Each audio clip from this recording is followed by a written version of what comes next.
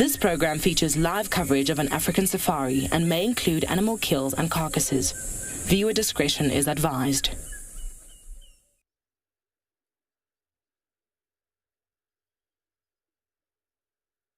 Jambo, and hello, everybody. A very warm welcome to our Sunrise Drive.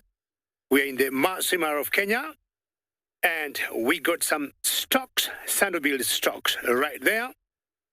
My name is David. Welcome aboard to a very own safari, live from the African bush.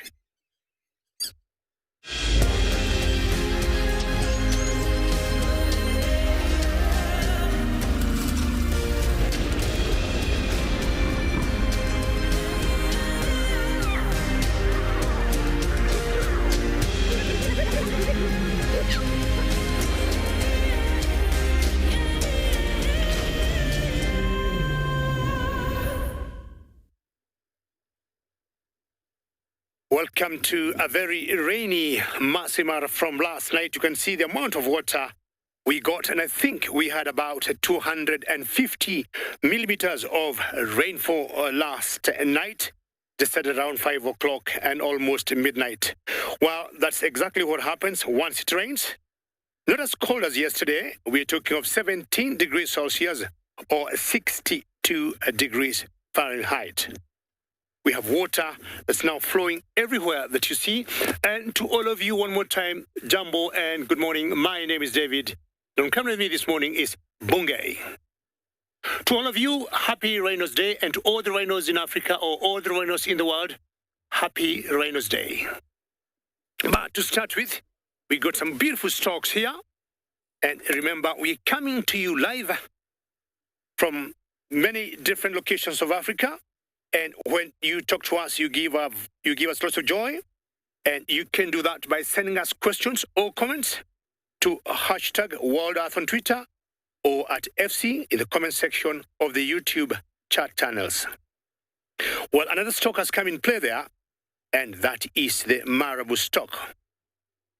This is exactly what happens when it rains. Lots of life, lots of food. And what I want to do is just to move from this point and try and get a little closer to those birds there. And all of us will have a chance to see them better. And apart from those stocks, we have more water birds around this area. So just move on a little bit and show you how it looks like after the rains we had last night.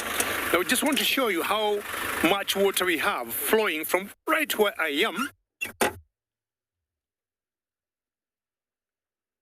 And just have a look at that.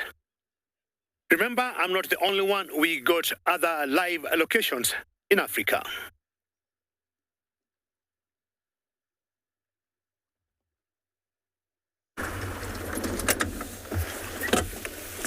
Greetings everyone. Welcome to the Masai Mara. Look at how beautiful this is. My name is Tim, and behind camera we have Big James. Now we've come to the territory where we saw last evening the Owinos, or the Owino pride, devouring our wildebeest carcass. Now there's a male that joined in to eat on the carcass. So we've just lost one of the lioness that was strolling around here. So we'll be following to see where she went to. Because of the long grass and the grass being wet, we're not quite sure where she went to. But we're still looking for the lioness, see if they all reunited, and hopefully maybe if we can find the big male that was eating. The grass is so wet right now, and most cats don't like getting wet. So at this time of the morning or the day, you find them walking on the roads or using the path because of the water and the grass. Now, where the carcass was, it's not far from here. We're hoping that the vultures later on, because it's too wet now, they will be joining to devour the carcass. So, on our mission now to find the Owino pride and see if they're up to something else. because one of the lioness did not join for the kill, or maybe in the carcass. So we are hoping to find her soon.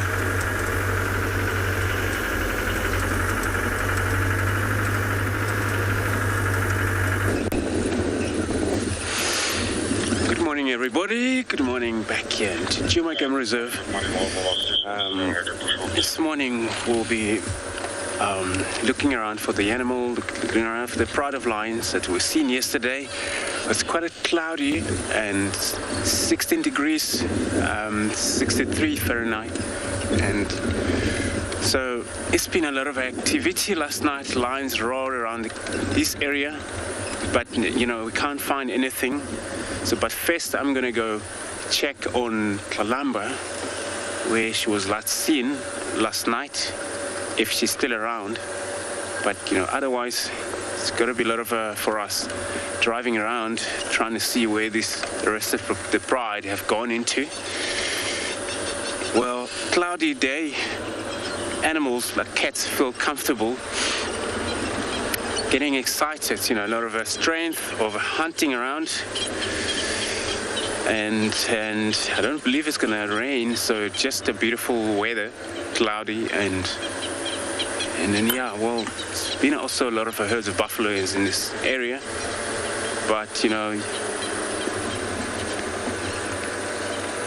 so here on Gurry Dam now, just look around what could be around. All we see is just the background of the dam, and not even a hippo this morning. Usually, you know, it's a hippo, you know, in this dam sometimes, but nothing that we can see right now. You know, nobody knows. Could be that you know, hippos still underneath the water. They can stay for probably 6 minutes underwater before they come out to take a breath.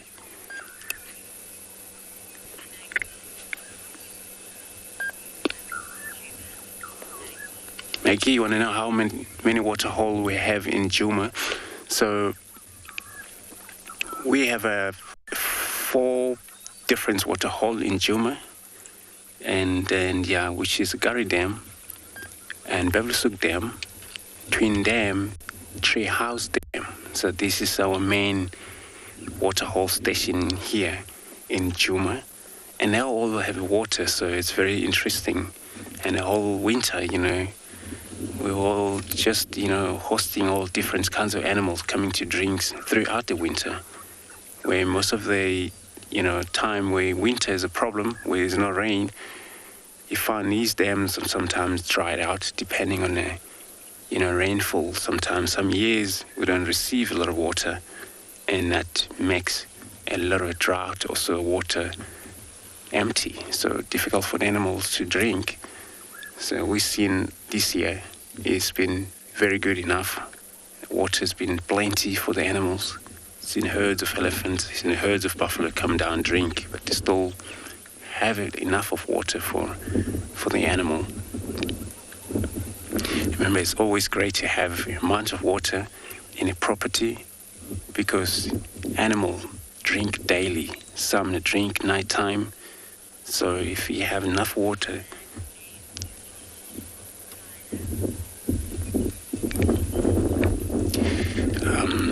if you can repeat that, Rebecca.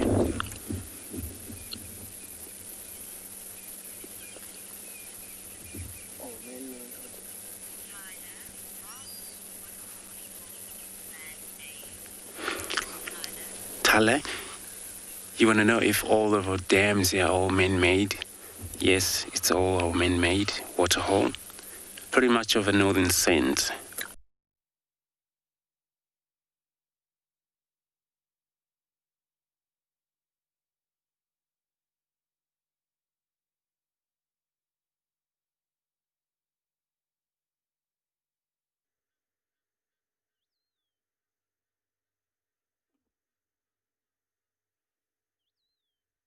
Sorry, ladies and gentlemen, once in a while we get some technical issues, but you would imagine us broadcasting from the African wilderness, those things once in a while will happen. But the good news, see, I've been able to catch up with my stocks that I would say are rather moving very fast.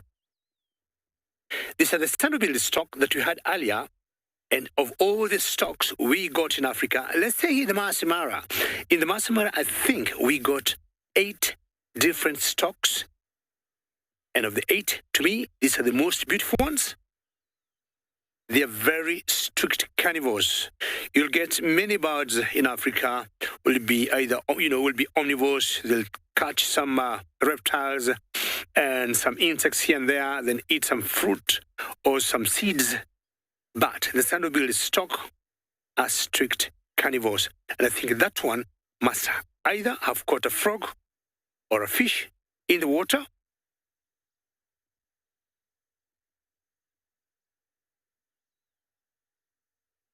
Daniel, if you look carefully, I'll show you, or rather you're asking why they call standard-billed stock.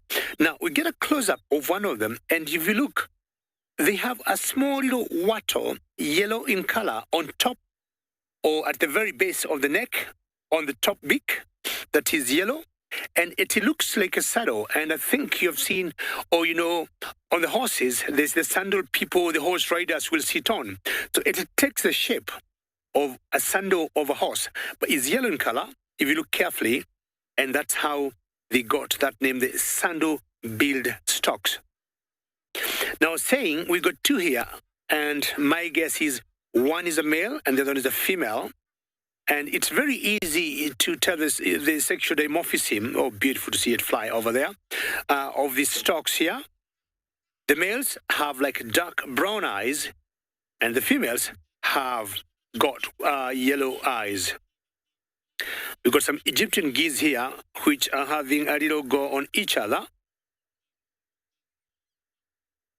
Yeah, that is not good. What's happening here, we got a pair that has come into someone's territory. And the Egyptian geese are very territorial. You'll get a pair, they're very monogamous, and a pair will identify its own area, and once they settle there, they're not going to invite anybody else unless it's their goslings. And the fights of these geese, sometimes you see like a dog fight. It seems to have settled down. And the other pair must have backed off.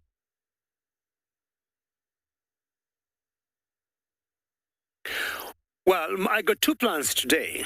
One, to look for my friend, the baby elephant Jasiri, that I saw yesterday. I was full of joy to see her. 2, to look for some lions.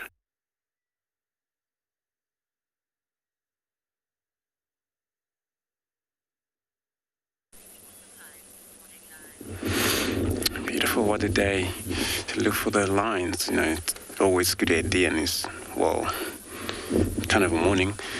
So, looking at this bird right there, looks like a creeper as well, a little creeper, floating around there looking for probably, these are little water birds that they always be in the water, and, all they do, they just search for food, by going down the water and appear on the other side.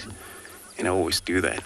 Difficult to follow them, but our current heron still there. It just flew from the bank.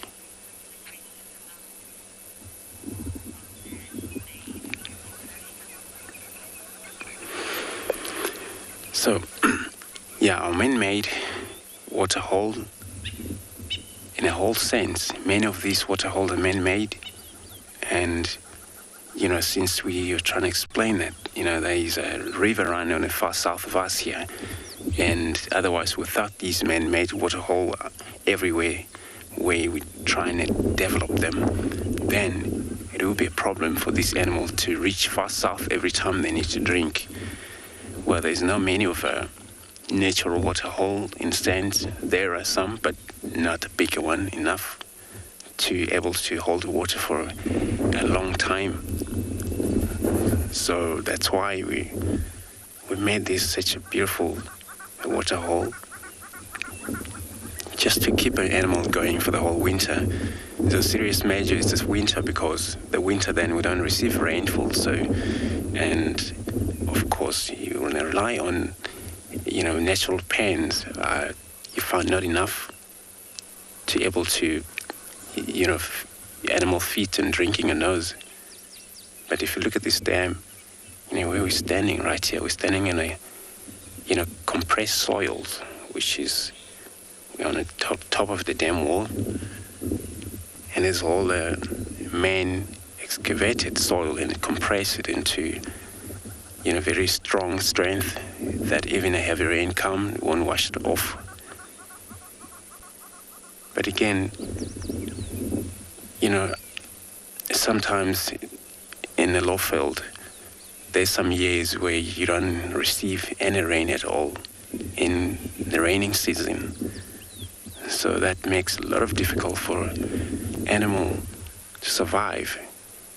And once no water, more likely that there's not much grass too. So animal will starve, thirsty, and as a result of die of probably hunger and thirsty in the same time, which I've seen that happen, a few years back, and it happens twice. And that's why now we don't see many of, these 400, 500 herds of, buffalo coming in and out. Every time you come across a herd of buffalo, it's anything from 100, maybe less than 100. Anyway, we're happy that they've been recovered since that drought is over. And then we're not actually expecting that drought to actually return back to us again. So heron is printing itself, resting in that little piece of dry branches in the middle of that water. So they're trying to scan around for possible fish floating around, or as you can see, they have very long legs, allows them to get in a shell of water, search around. Oh, looks like it's going to fly, but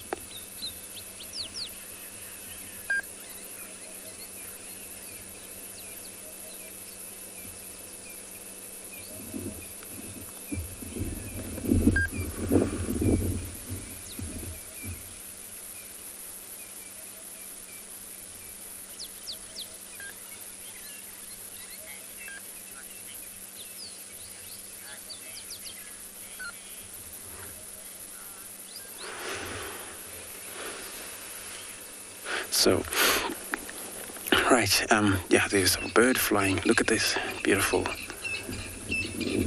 heron, grey heron, flying over towards us. It's probably going to change plan, I don't know. But, we're also going to, trying to move on, look around for, we're in this position where Tlalamish was last seen, but, I'm just going to check if she's still around. If she's not around, then it wouldn't surprise me. There's been a lot of lions roaring here, last night. Everybody, and welcome to our bushwalk this morning. It's a blustery, cold day, but it should be a good one nonetheless. Nice conditions for walking by the wind. We're going to have to be a bit careful with the wind, but the rest of it is nice. It's not nice. It's nice to not have the sun beating down on us. My name is Tristan. On camera, I've got Niels this morning, and hopefully we're going to have some luck with something along the line. We're not quite sure yet what our plan is. There was lots of lion roaring last night. We know Tlalamba was nearby.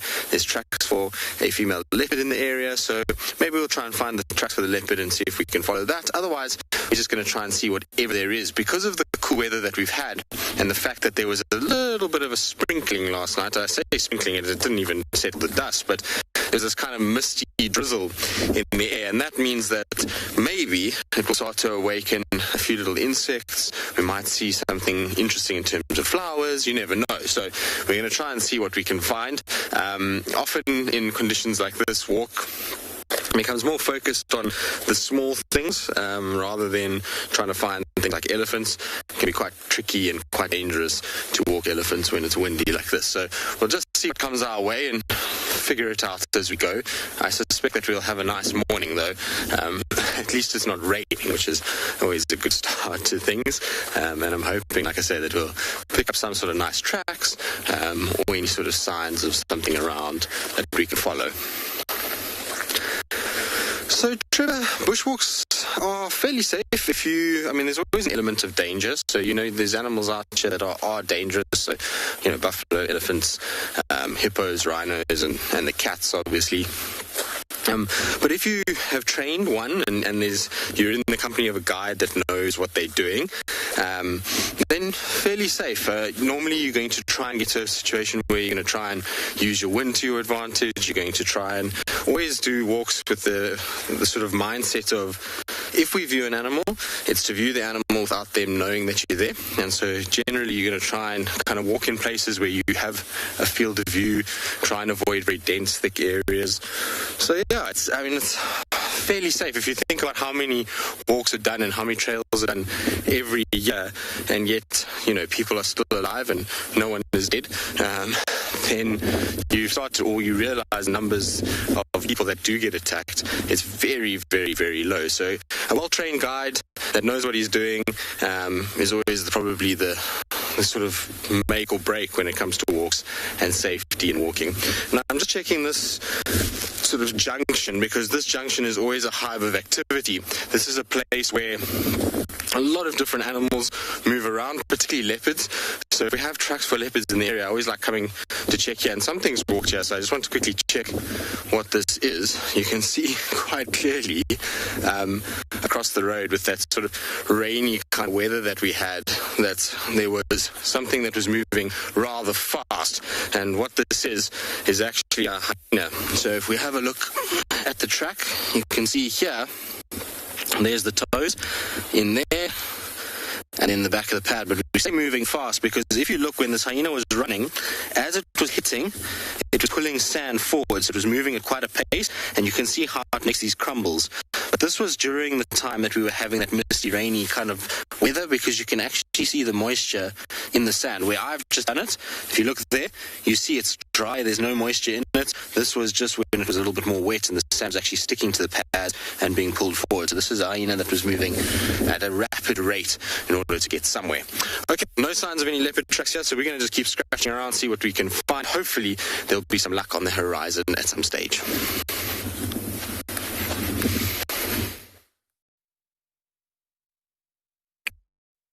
The one big difference between trucking in South Africa or in Djuma and the Mara is the type of soil. We got lots of sand soil where Tristan is, and here in the Mara we got the black cotton soil. And it's very difficult for us to do trucking. And as I promised you earlier, my plans were to look for lions or my friend, the baby Jasuri, the baby elephant. But luckily, this is the River Pride. 2 girls of that pride, and how lucky that my plans are working as I had planned or as I wanted. Now, to me, these 2 girls look hungry, or they're showing plans or intentions of going for a hunt. The one in front, I got a half tail, is a mother of 4 cubs, that one there. Not sure she's going to lead us to where the cubs are, or she's going to lead us to a kill. There are 4 females in that particular pride currently. 2 males, a fully grown male and a sub-adult male, and the 4 cubs I'm talking about. So what I need to do now is just to reposition and maybe try and follow them up and see where they're going to take us, either to the cubs, as I said earlier, or maybe they're going to look for some breakfast.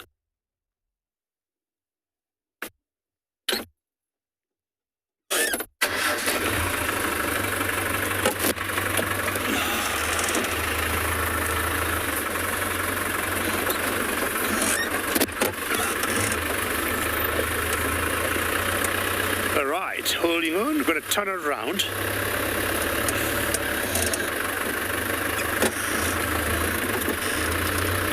Very good question there. And you're asking, are the lions busy during the day or during the night? Let me just first give Bungei a better angle here, because the lions seem to be moving very fast. The road here is quite narrow, but do the best we can. One more time. Getting there. You happy there? Better than nothing. All right. Now, lions in general are busy when it is cool, and the Masai Mara, we found out they are busy during the day and at night. But I would say on a quick answer, they are more busy at night than during the day. For the one obvious reason, it's cool. They see better at night in terms of hunting. We get many kills are done during the night than during the day. They have the advantage of seeing better than the prey. It's cool, and especially when there's beautiful moonlight, you'll always get them out looking for some prey. And remember, we'd love to hear from you with questions or comments. Hashtag Wildlife on Twitter, or at FC in the comment section of the YouTube chat channels. And for the kids questions at wildlife.tv. Now, they are heading towards an area that we call the marsh.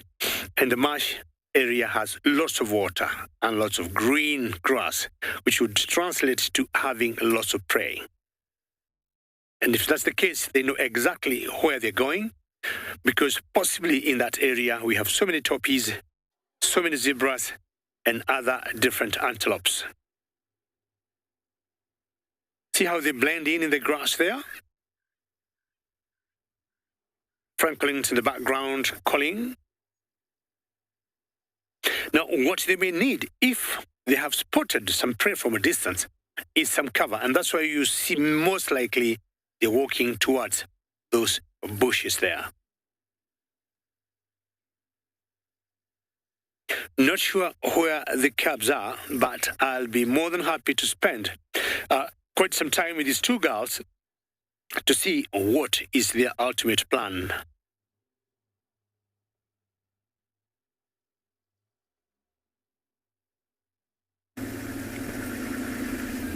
Good morning and welcome to And Beyond Gala. My name is Marna. With me on the camera is Gert.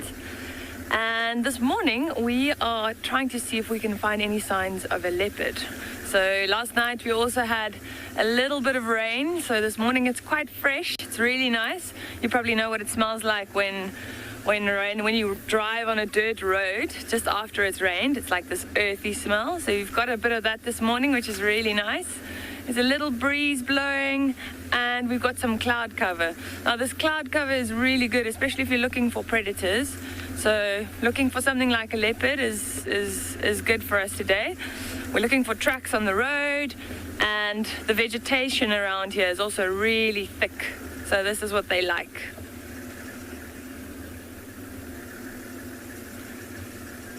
Tracy, what methods do we use to track animals? So at the moment, we're scanning the road for their footprints, so their tracks. And what's nice, because of the bit of rain that we had last night, we can actually see if the tracks were after the rain, because otherwise we would see the little droplets on the actual track.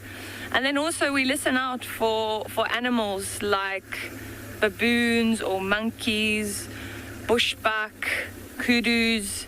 They'll all be alarm calling if they spot a predator. So we listen out for them. Maybe birds flying up. Ooh, look at this. We've got something here. Some giraffes and wildebeest. But yeah, those are the kind of things we'd be listening out for when we're tracking or when we're trying to find predators. All right, look at that. Staring at us. I can see 1, 2, 3, 4 giraffes at the moment. That looks like a young bull.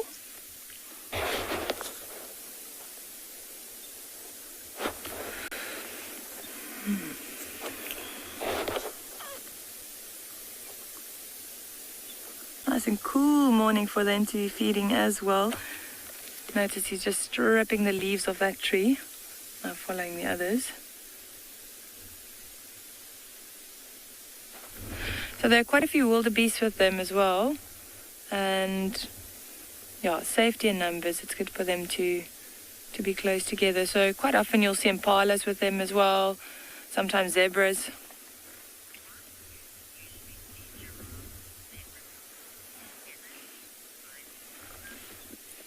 Miley, why do you see the zebras, giraffes, and wildebeests together?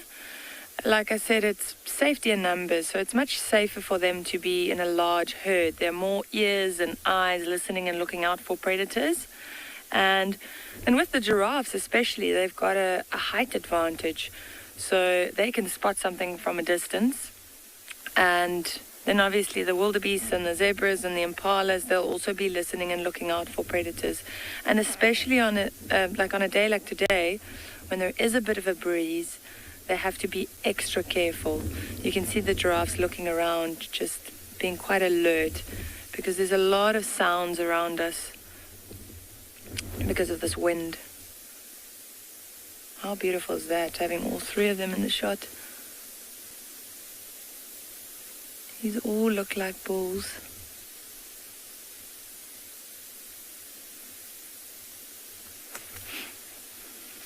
That one's quite light. If you look at the belly, the one Gert had there is just walking out of the screen now.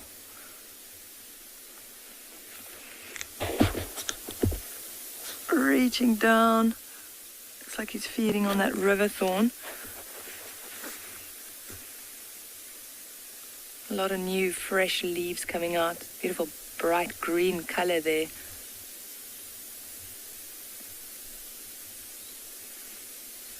And as tall as they are, you often miss them, especially if it's a thick area along the riverbed here. When they bend down like that one was just doing, you could easily drive past them, which seems quite strange.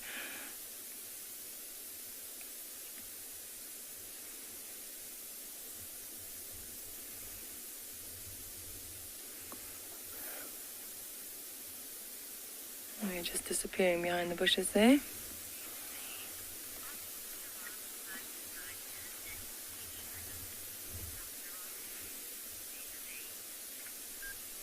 TaylorMade, they do look quite light, but these are younger bulls. So as they age, the more dominant older bulls usually are a little bit darker. So we'll see, maybe we can find you one of the more dominant bulls, but they are very dark. So they do change color as they age. But these are all young bulls. You can see that is a bull. If you have a look at the horns there, the ossicones, they're quite prominent, and you can actually see that the tips have no hair on them. So these bulls, because they fight, they lose the hair on top of the horns. You've probably seen that maybe on documentaries, or maybe you've been lucky enough to see it in real life, but where they stand next to each other and they swing the necks around and they hit each other on the body. It can be quite hectic actually. All right, I think they've moved off. We're going to continue along the riverbed and see if we can find any more signs of that leopard.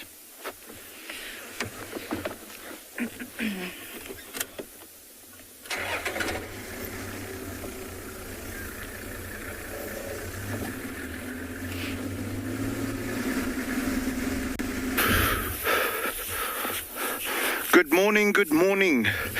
It is actually a cold morning this morning in the Kalahari here at Tswalu. Beautiful sunset though, lions calling all around us, so exciting times lying ahead. We're hoping that we're going to get some of them. By the way, guys, my name is Moritz, and behind the camera as always is David. Our mission this morning is lions. We're going to try and see if we can pick up either on the pride with the cubs or on a couple of males or something like that. We are going to head out, go look for that. It is a nice and cool morning, as I've mentioned. So with that being the case, they'll be active for a little while longer, hopefully. Maybe we get them moving or possibly hunting or something like that. We are good to go. Unfortunately, I chose the wrong pair of pants this morning. Didn't realize it until it was too late, but quite cold. So it will keep us energetic and the blood flowing, because otherwise we're going to get cold ourselves. But also great morning. And then we're going to go look for some lions. Beautiful, beautiful sunrise.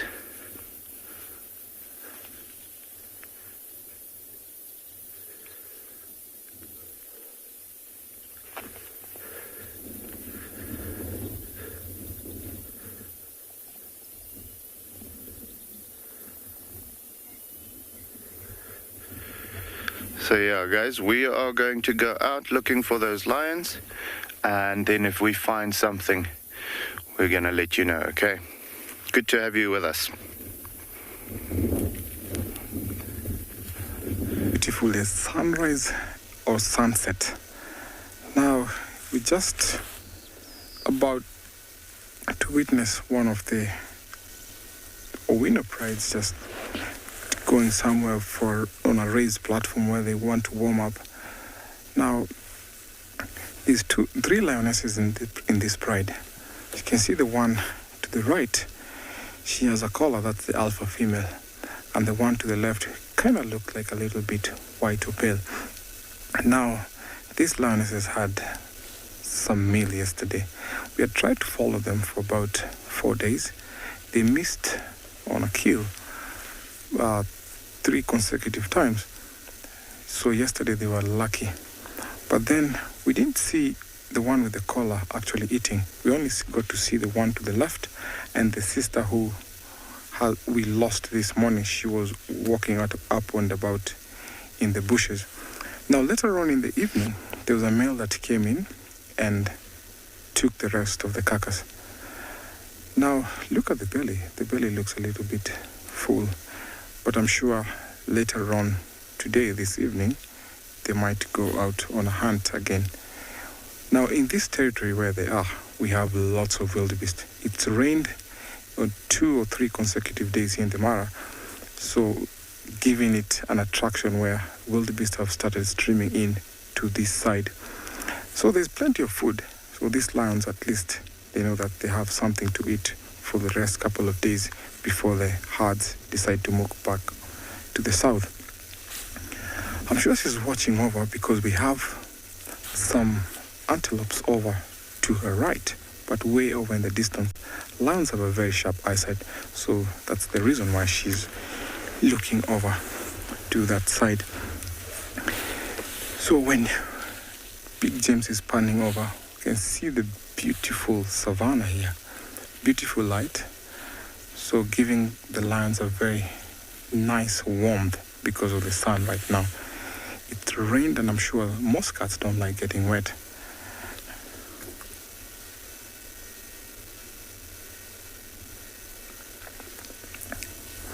Karen, thank you for your question. Is Blondie still following the pride? Yes, Blondie is following the pride because Blondie is limping. And he knows very well that these lionesses have to eat or get something on a regular basis, maybe 1 or 2, 3 days. So he's definitely sure that he's going to take an advantage of whatever they get. But of course, he's not keeping up a good pace because of his limping leg. But yes, he's following them still. Big morning yawn. The sun is not too hot for her, so they're enjoying the sun right now. I'm sure they had a cold night, but with full bellies, cats or these predators can be warm.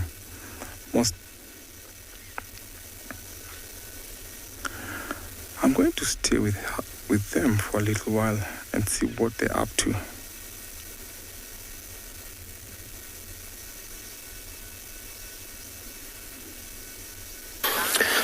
We've got some signs of kitties of our own. So these are tracks that I've circled here for a leopard. Unlike the hyena that we had a little earlier, there's quite a few differences within the track. Now, some of you know this, but a lot of you don't in terms of being able to tell differences between tracks.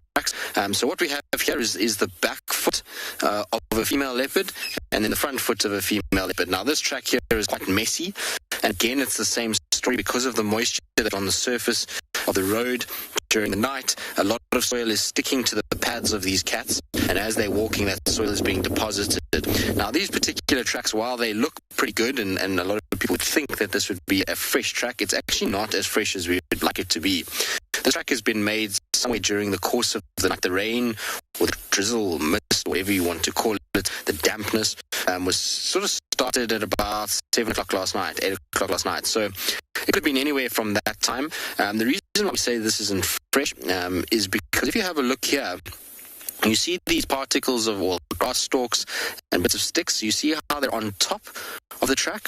If this was fresh, what would happen is, I'll use this as an example, is if I step, you see how it gets compressed into the track, and you see that there's soil that will go over top of it, and if I lift it, it leaves a line in the track itself. So that's where the animal would have stepped on it.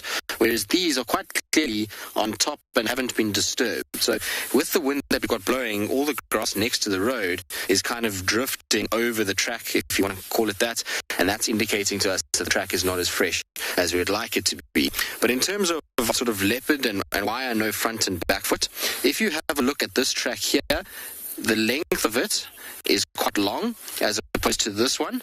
So this one is quite short, and the front track is very, very round and short, whereas the back track is more of an oval. You notice there's no claws on the front. If this was a hyena, we would have had that effect, which we don't.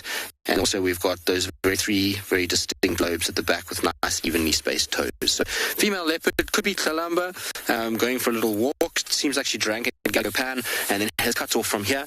So we're going to try and figure out where she goes and what her movements were and figure out if it is indeed Tlalamba.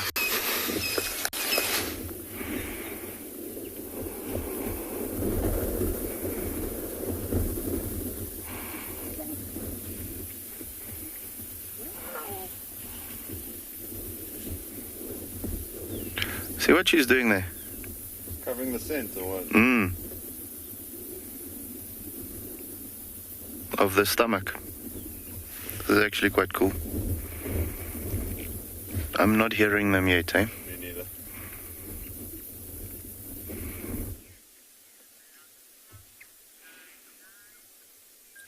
So earlier we had the giraffes and wildebeest, and now we have found some impalas feeding with some zebras. Now they're behind this thicket and termite mound, and for a black and white striped animal they actually blend in really well as well. Not easy to see when they're behind these bushes, even though they don't have leaves at the moment. But a small herd, I think we've spotted a stallion, and then a few mares with him, and then also a mixed herd of impalas. See the ones with the horns there, the males, and then the females without the horns.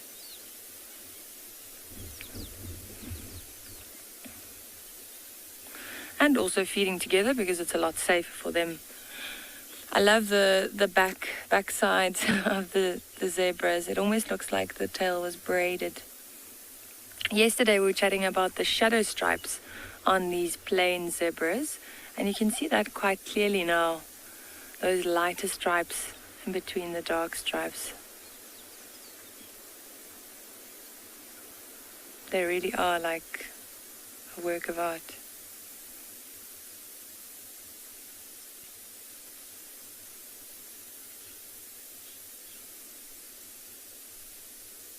And have a look at the mane there as well. I think it's so beautiful that those stripes just continue into the mane. They just extend up all the way to the top. Oh, there's an impala alarming.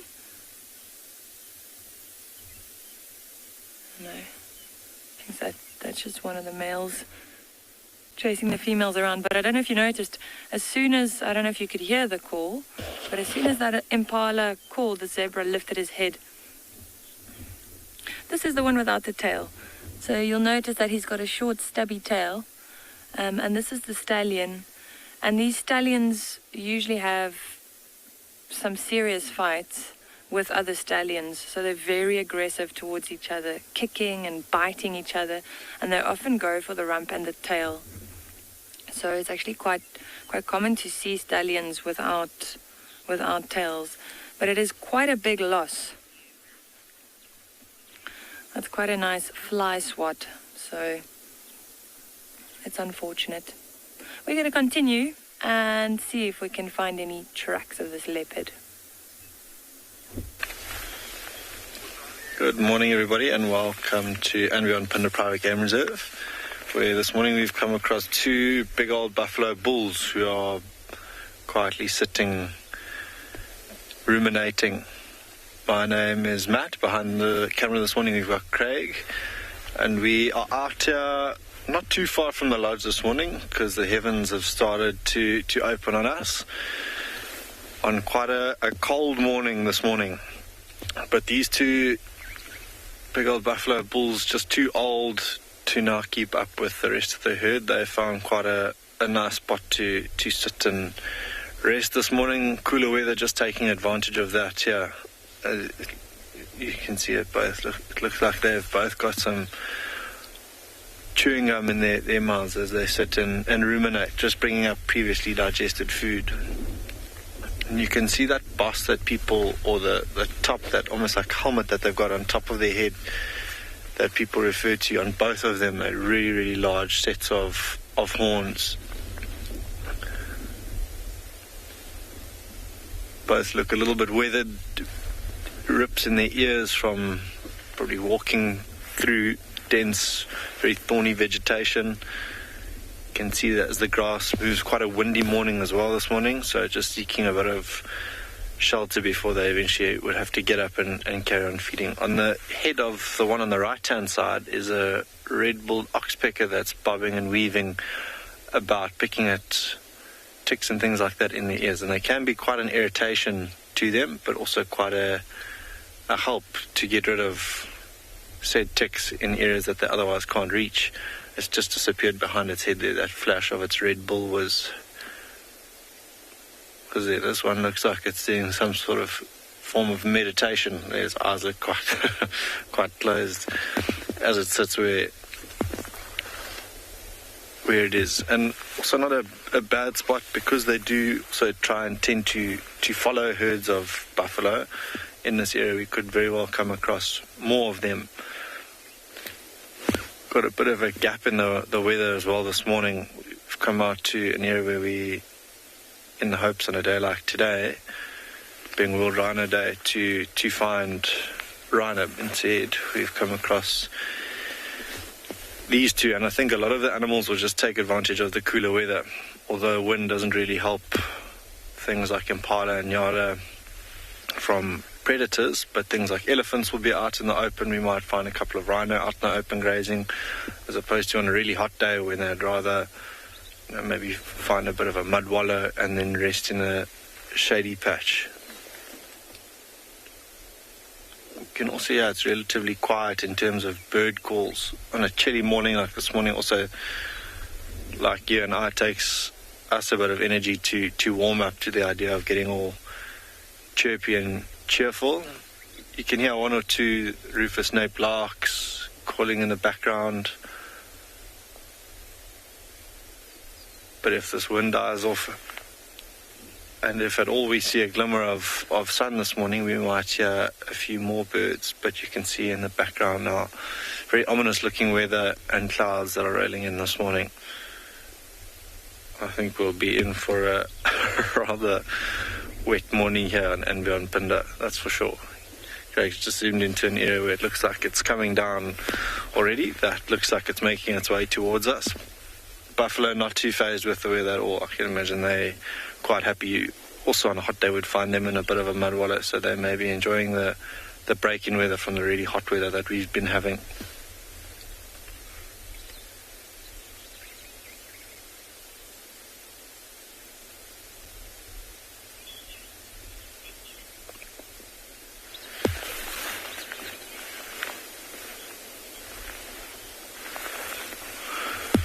Dominion is asking how many herds a buffalo will belong to in its lifetime. Most probably just the one that it's born into, Dominion, but then herds might join up, other herds might join up with one another, so it might in its lifetime belong to one or two, the greater part of a bigger herd. Meaning places like the Kruger Park, you get herds of buffalo that are 500-600, sometimes even closer to 1,000 animals strong, and maybe some of them break off and join up, but for the most part it's typically just one. Like these two, I can imagine were part of a herd and then just became too old to keep up with them, and now they are where they are.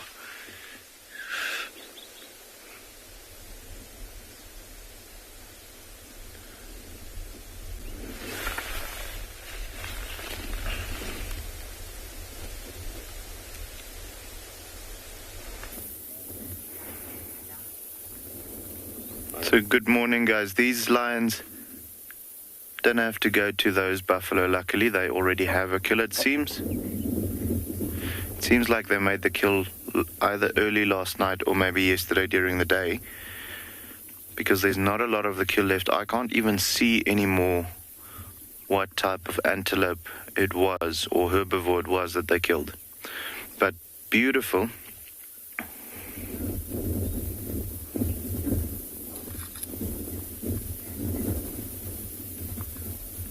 So we just had a question from Kamal.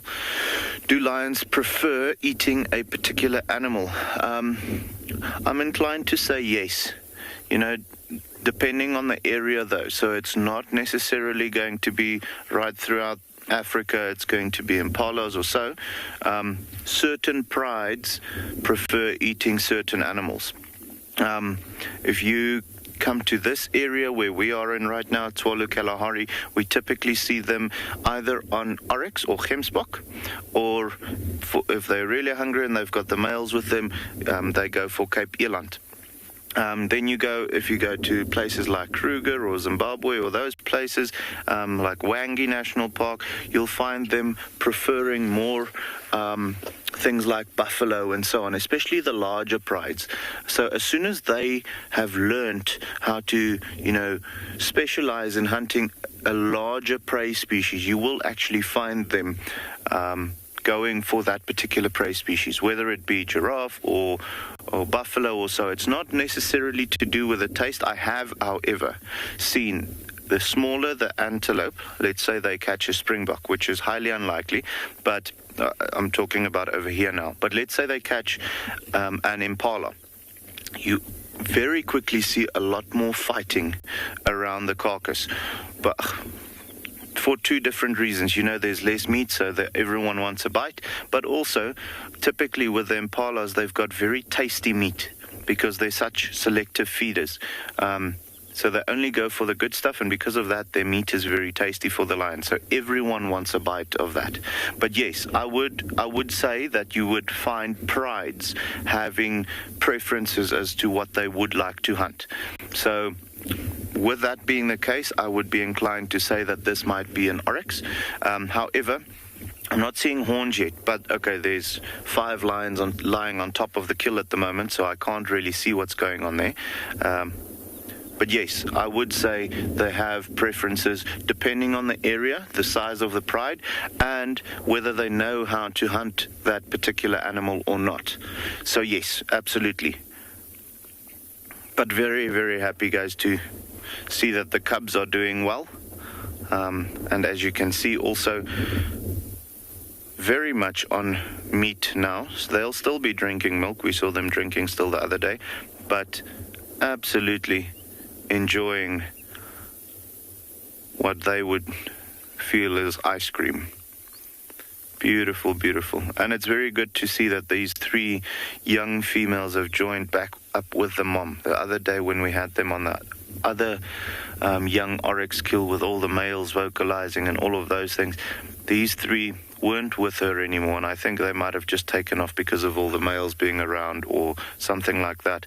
But good to see them back with mom. It's always a good thing to have an extra help as far as hunting goes when there's 3 little hungry mouths like this.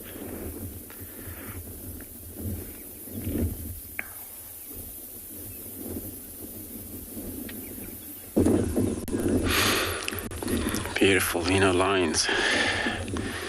Incredible animals, especially in the carcass area, where here it's about the same, but there's only the difference. This one of the Volca male, which is fine. I mean, we just called in that he's been seen around in this area. But look what he's doing there. He's been actually the whole entire time when we're here, feeding on grass. Isn't that amazing? From lions feeding on a carcass and lions feeding on grasses. But cats do that. Dog can do that too, especially when the lions, or most cats, when they go for a few days without properly food. He looks like pretty limping a little bit. You can see his dark mane. It's great because he's actually mobile slightly, so it's great. He's coming towards us. So lions, or most cats, they would feed on grasses, but for them is trying to actually get rid of the acid on their stomach. It hurts when they're hungry, and when they do that and they throw out, so the grass doesn't sustain on their tummy, and they're all just gonna vomit again when they do that. Dogs, cats, same thing. Look at them, pretty well camouflaged with these brown grasses. Always matches his color. So I'm gonna reposition.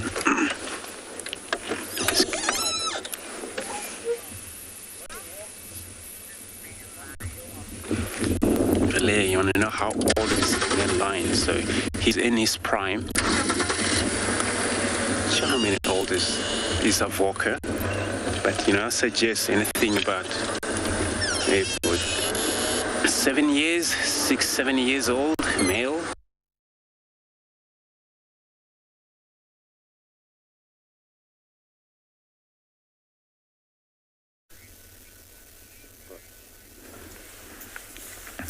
So we know lionesses have changed position. You can see how that alpha lioness is quite lazy and feeling sleepy.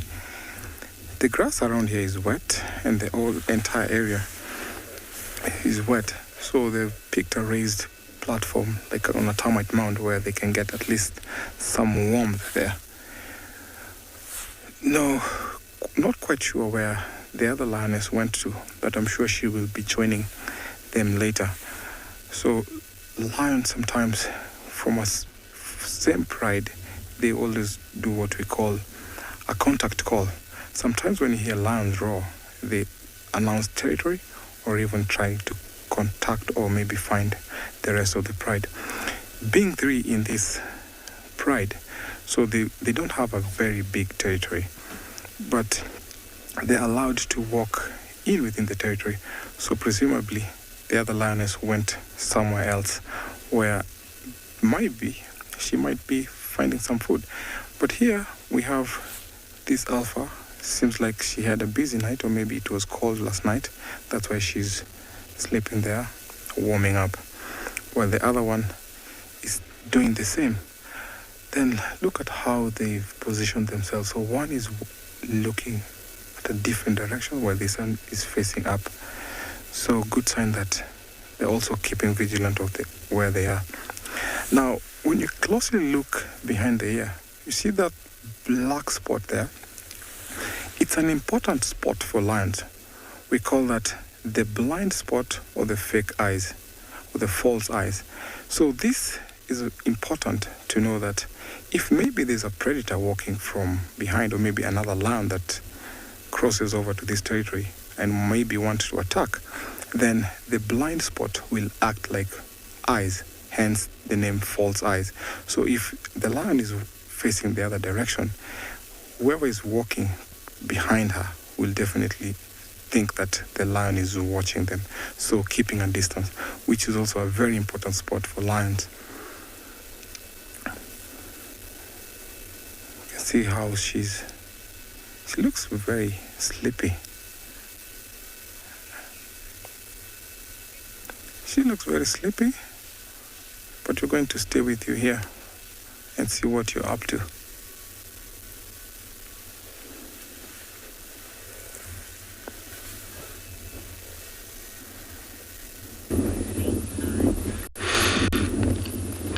Beautiful. So he's stood up in mobile, but he now looks like he's just close to this water hole, but sniffing around in this wood. Probably, I think this is where the other pride were yesterday. And for that, you were able to follow them from there. If there's just chance they're around, which I haven't heard of them this morning, so they only saw the tracks far off the property, and he just continue moving along that edge of the water. I thought he's gonna drink, but doesn't look like he's just gonna move away from the water. So I'm gonna keep on following him just to see how far he lead us probably into Pride, because we had 2 different Pride in this area yesterday. So.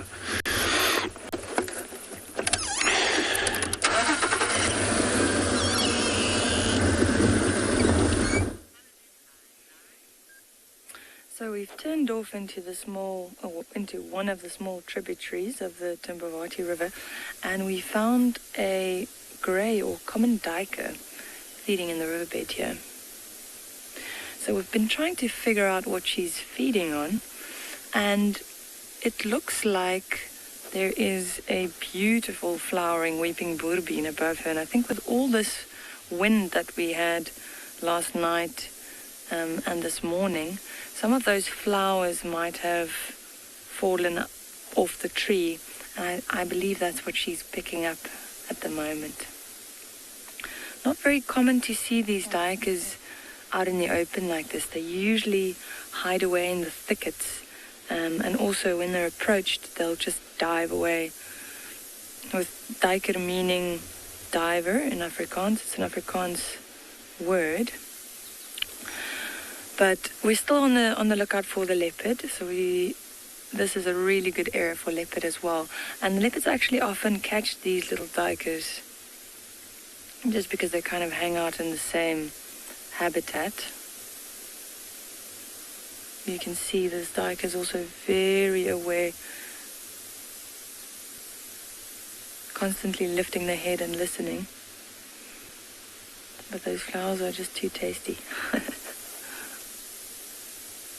Now, how I could tell that this was a female is if you look at the head, you'll notice that she doesn't have any horns. There is this little tuft of hair between the ears, little brown tuft, but usually only the males will have horns. There are records, though, in some areas where females actually also have horns, but around here we generally see that the males have horns and the females don't.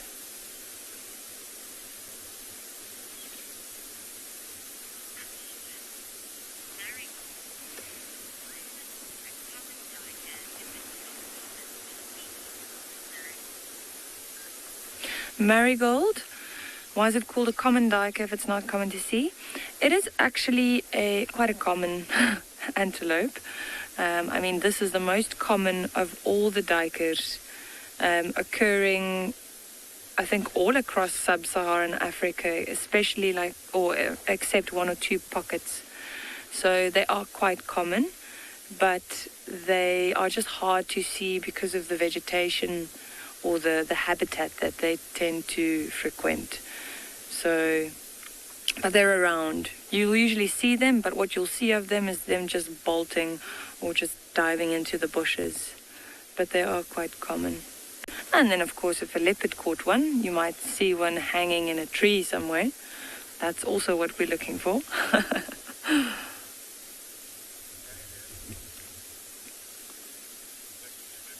But it is a beautiful duiker. And with them being the most common duiker out there, there are quite a few different subspecies of common duiker as well.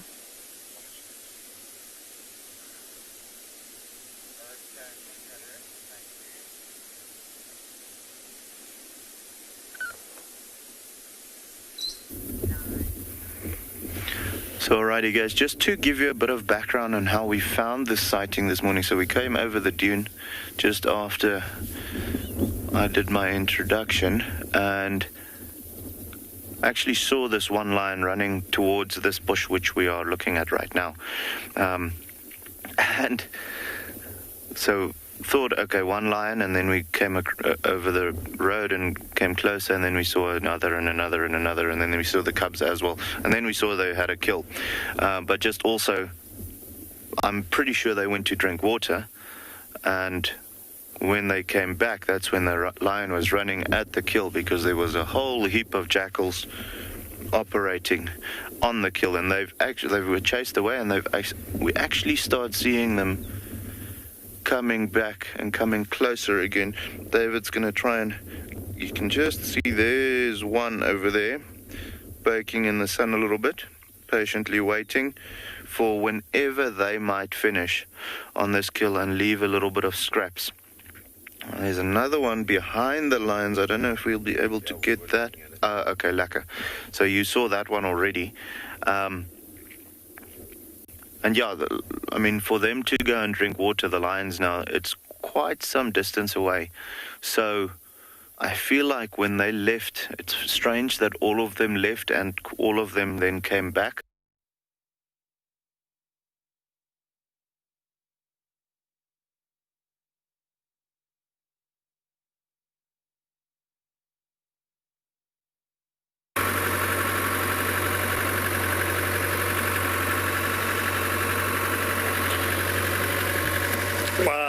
Ladies and gentlemen, sorry for those gremlins, and once in a while they'll happen. You'd imagine for us to broadcast live from where we are, we'll always have a few technical hitches, but our tech teams will always fix them as quickly as possible. Now, the two lionesses I was following earlier before, they came across this way, and from the rains we had last night in the Masai Mara, we couldn't follow them straight, so we had to make a very huge loop, and I think we are getting very close to where they are. We can hear them calling, we are getting their audio, but we just won't find out exactly where they are. What I'm thinking is, most likely the female they showed you with the half the tail could be suckling the cubs, and if she is, definitely they are lying down in the grass. But it's in this general area where they should be. We saw a huge herd of giraffes that was looking in a particular direction, and those giraffes are the one that have led me to these lionesses, and they're somewhere in this laga, as you call them here. So just want to move slowly, stop the car, and first get my binoculars out, scan, and most likely I am going to see them.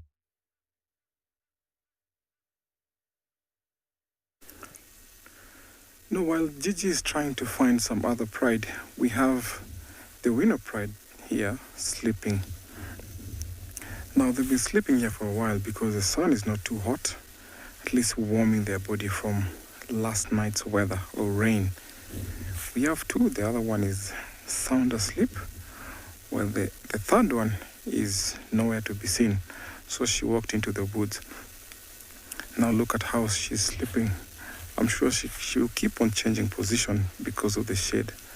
But then the ground there is a little bit warm because it's slightly raised.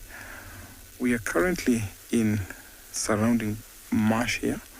So not sure why these lions picked the marsh. Maybe they were up after something and then missed out. Seems quite exhausted. The one on the left, the alpha female. Yesterday they did a very good job. They got something to eat, but it was small, calf, wildebeest calf. Then Blondie came in the evening and ate the rest. So they moved out from where the carcass was, and they're slowly heading the direction of the wildebeest. Now later on we'll be showing you where the wildebeest are, because this surrounding area has rained lots. I'm sure you've seen the impact of the rain. So we have elephants down way out there, and the wildebeest, look at how big the herds are. They're walking slowly while grazing. I'm sure the lions know there's food, so they'll be advancing to that direction later. Now, these herds, I'm not sure, sometimes they get confused with the rain, especially when the rain rains in all directions. They're known to smell rain up to 50 kilometers away. Now, when the grass is this wet, they don't frequent the river that much, because in around where they're grazing, there's some water holes where they take advantage of the water. So until when they decide to go to the river and cross, it will be about two or 3 days, because it's still wet here and the grass is still fresh and sweet, which makes them graze around this area. Now back to our lions. They're not Now back to allowance, they're not doing very much. Still quiet and sound asleep. We'll leave them here and try to find something else. Well, hopefully they will be up a little later. We've been trying to follow the track of that leopard, but they went into our camp. And the squirrels have been crazy, but there's guests in camp, so we decided to rather leave it. If it's not Columba that's messing about there, and then she'll come back towards the carcasses, which are not too far from where we are at the moment. But as you can see, there's incredible signs of elephants here, and this particular tree is super interesting from a sort of height perspective. So you can see some elephants that are rubbing all the way up at the top there, so that's their kind of shoulders and their sort of top of their legs. But what's cool about this is that there is mud that is caked all the way on the tree down to here.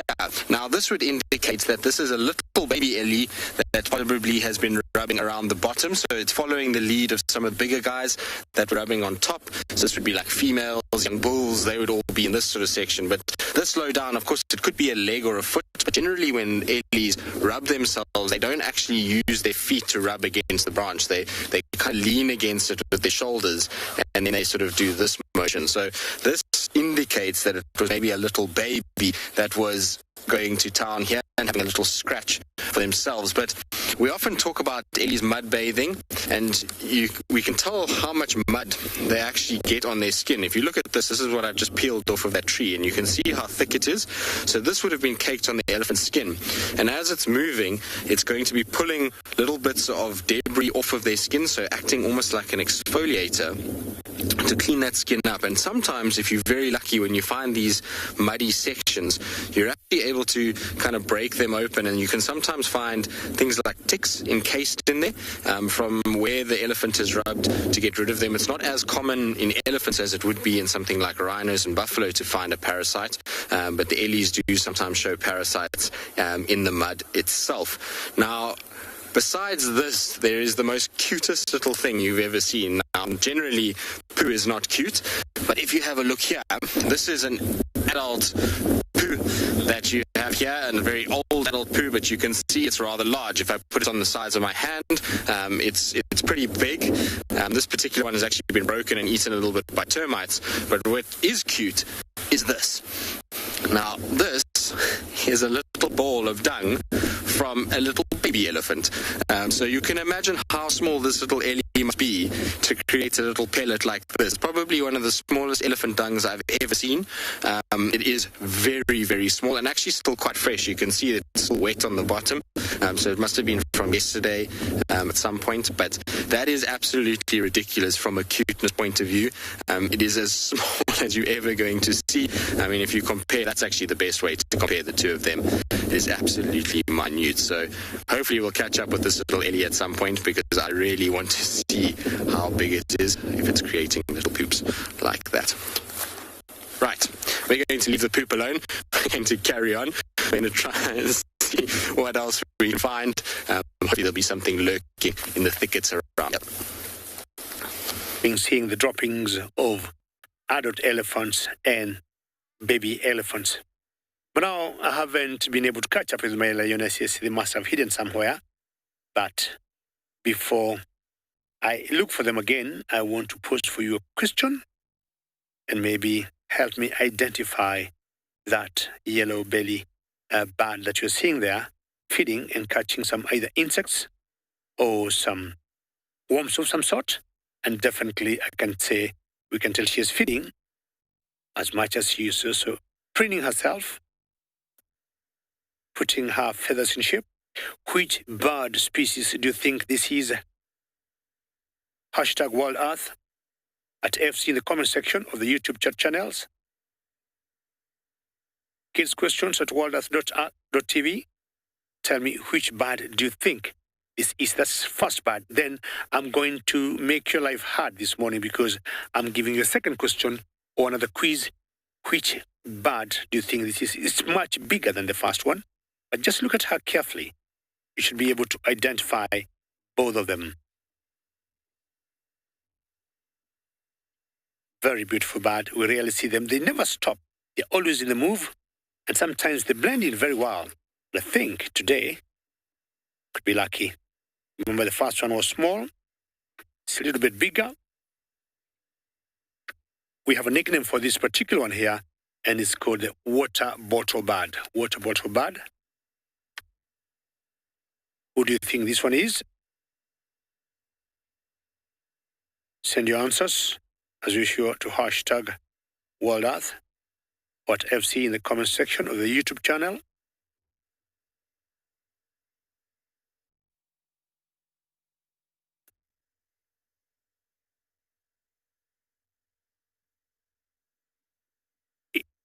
Indigo Girl and Erica, well done, girls. Well done. That is the yellow-throated longclaw. Very good. Well done. But I'll still not stop talking of having such a long name for a very small bird. I never understand how these ornithologists named these birds. It's so small for such a long name, but that's her name. Now, Indigo Girl and Erica, let's see. We got another one here. Who do you think this one is? I already give you the nickname. We call her the water bottle bird. When you hear her call, it's like you're emptying a bottle of water.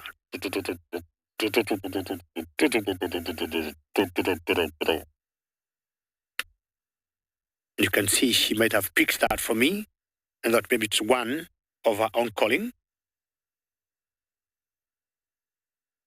So I'm going to stay there because she's very calm and not doing much. But of course, feeding. Oh, the other friend has come in, the yellow-throated longclaw. Very interesting. They have a commonality there, and it's because of the rains we had last night. Lots of food for them. I'll stay here waiting for your answers.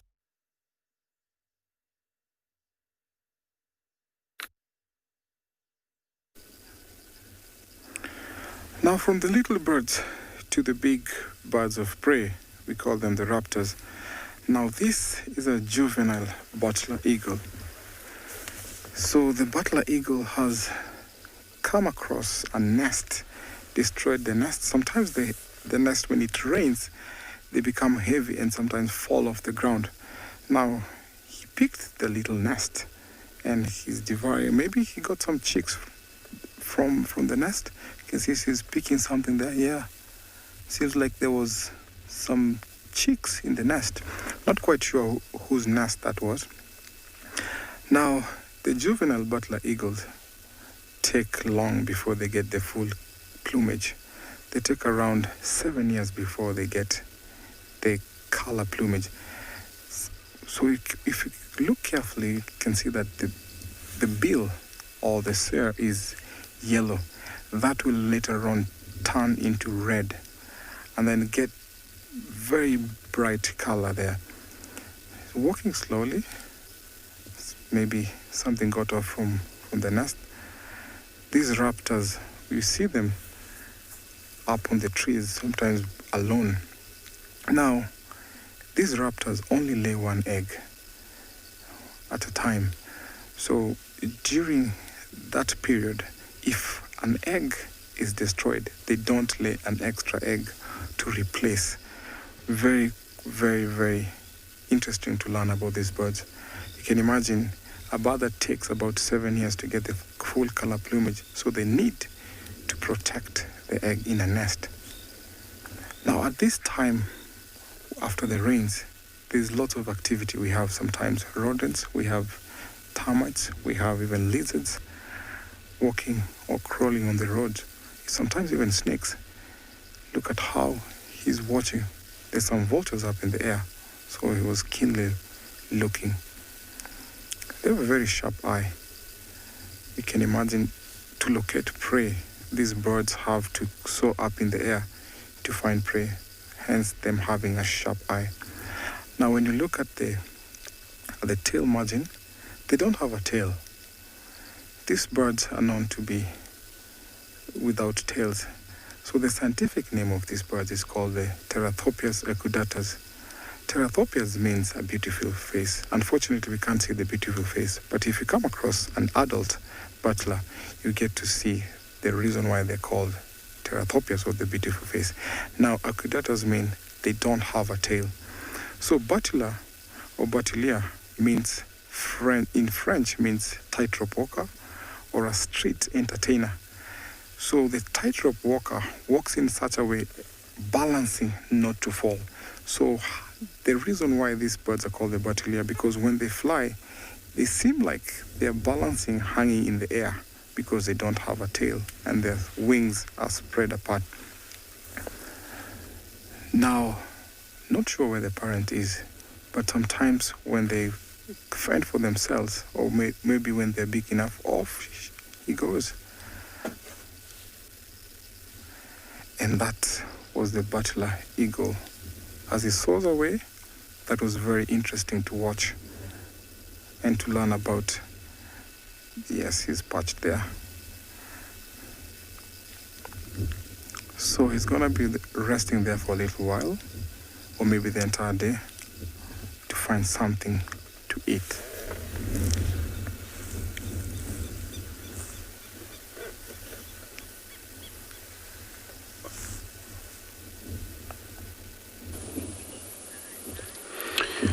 Beautiful. What was that? It's always such beautiful to see birds, this time of the morning, everybody want to get some meal to feed, to sustain their body for the entire whole day. Here, our avoca meal just went flat. So he's not actually looking for food right now. Or I just get an update from the other, guys that they have a Talamate on the far east boundary of Djuma there. So he looks like he's so far from them. We've seen him, he was behind their scent. But since it has been two different prior here yesterday, I'm not sure what scent he picked up, probably from Kuhuma, and then ahead they crossed south as well into the southern boundary. It looks like he just heard me now. He's up. It's kind of a wind is picking up the whole morning, so sometimes the grasses can be disturbed him. So I'm gonna stay with this male.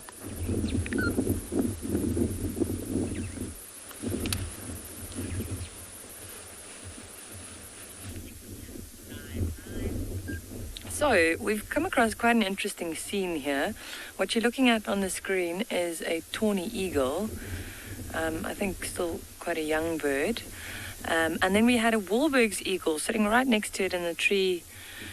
And just a few moments ago, this Wahlberg's eagle came through and he mobbed this tawny eagle. The tawny eagle luckily didn't fly off.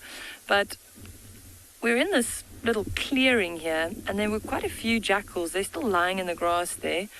And we're thinking that maybe there was a carcass of some sort, maybe something small that a predator finished up, and these small scavengers are just looking for some scraps. And tawny eagles are usually, they're a really good indication of a carcass somewhere. So they're usually together with the bateleurs. I think I've mentioned this before, but when you see them around perched in the trees, it's always a good idea to have a good look and scan under the shrubs and bushes. They're very, very sharp. He's just hanging out now, and it looks like those jackals have also settled down. So I think if there was something here, they might have finished it already. But quite windy, you can see his feathers blowing in the wind. I think he's just getting ready to take off.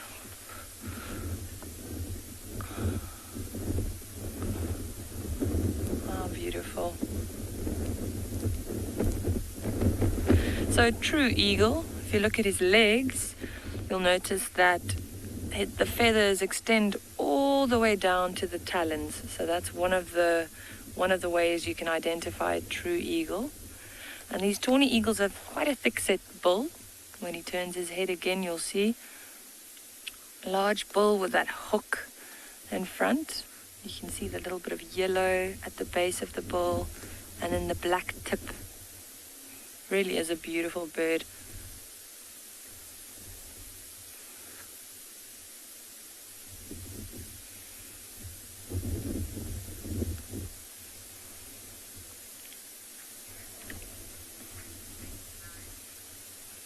Oh, we're going to just quickly link to some lions.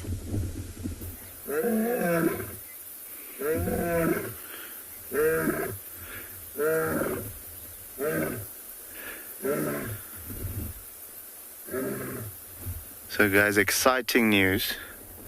We actually found that large southern pride female just now. We left the others on the kill, decided to come and see where we are hearing a lion calling, and popped into her. And as you can hear, that's most likely her that was calling. We can still see some suckle marks. We haven't seen her cubs yet. She's still has yet to introduce them to us. She's lying down now. So we're going to spend some time with her now and see if she doesn't want to possibly take us to the cubbies.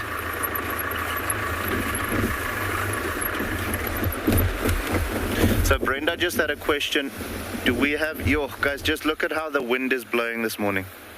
Anyway, Brenda just had a question. Do we have any white lions in Tshwalu? Brenda, unfortunately not. And you know what? As far as my opinion goes, I don't think we will have, just because with the Kalahari lion being such a dominant gene as far as that dark black mane goes and so on, I don't think there's going to be a case where you find a white lion being born out of these lions. As long as the Kalahari lion is pure, the genetics now, I don't see how a white lion or lioness would be born out of these particular individuals. Around the Timbavati and Kruger area, that particular spot is renowned for having the white lion gene in them. The only time we will maybe find a white lion over here, and then it's not going to be a white lion, it's going to be an albino, and that's when there's a gene deficiency or a problem with the genes. But that particular individual won't make it. With them being like that, they would be destroyed by the sun. So unfortunately, no, we don't have white lions. I love white lions. I've actually never seen one in the wild, but I would love to see one day. But I do think I'll have to go to Kruger for that. Here, we've got those big, black-maned, impressive male lions and the huge, muscular females, but all of them tawny-colored. No white lions around here. Now you can see how big this female is. Huge, stunning individual. Beautiful, very interesting, white lions. True, that could be an albino, which it's also true that they very harder to survive out there. They are not easy cats to able to hunt or survive, always visible for anything they want to try hunt. Here, our Avoka is still lying flat right now. So there's no change since we're here. And then he doesn't actually even contacting or anything. Last night he was pretty much vocal around the camp.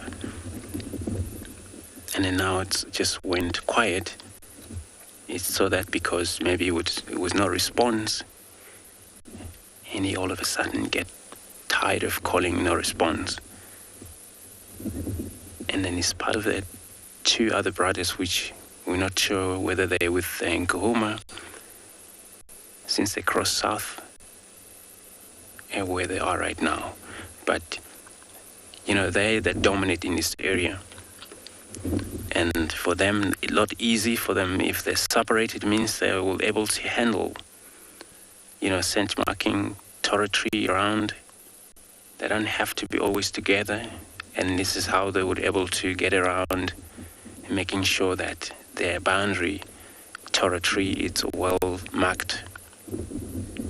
And, it hasn't been much rain, so a lot of time cats or any of those animals that territorial scent mark, using their urinate or kind of glands, anything they use, it's more likely to be washed off during a pouring of rain.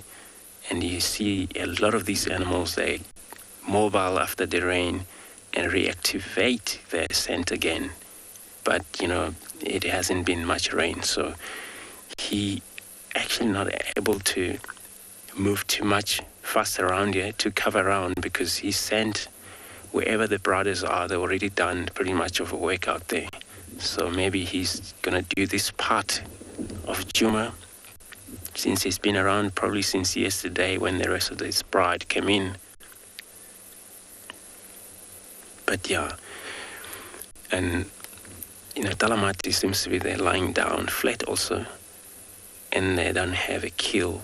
That's what I heard. I was so close to the buffalo, I always crossed my finger last night when I heard that, they were, trying to get the buffalo down, but didn't work out. The plan didn't work out, so now he can see his eyes open a little bit.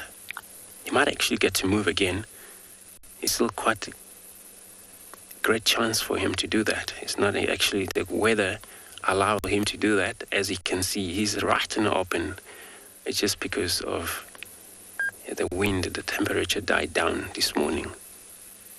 So almost cats rather just combine together for warm or move just to sustain and get a lot of strength to focus on hunt.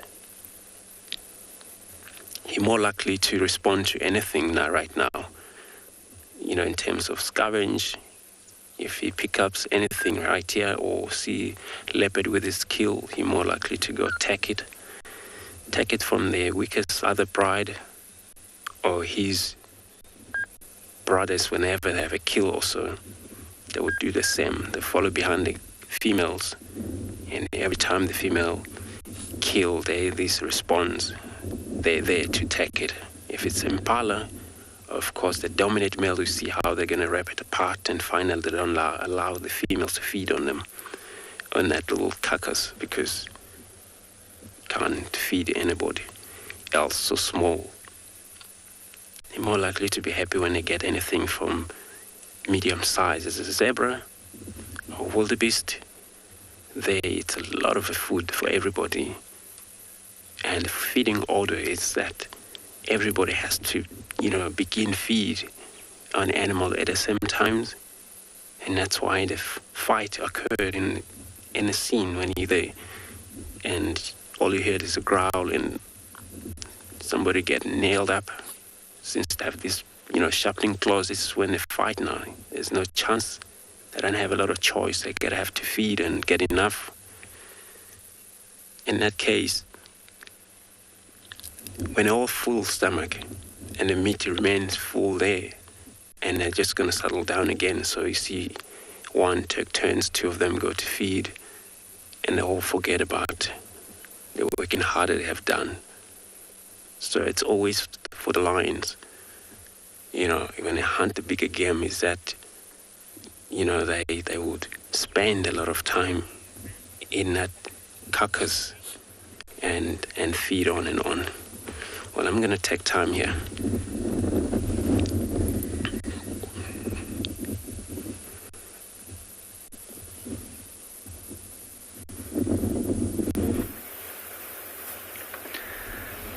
So yeah, guys, shame this particular female is getting blown away. You can just see the dust coming through every now and again. She's actually closing her eyes.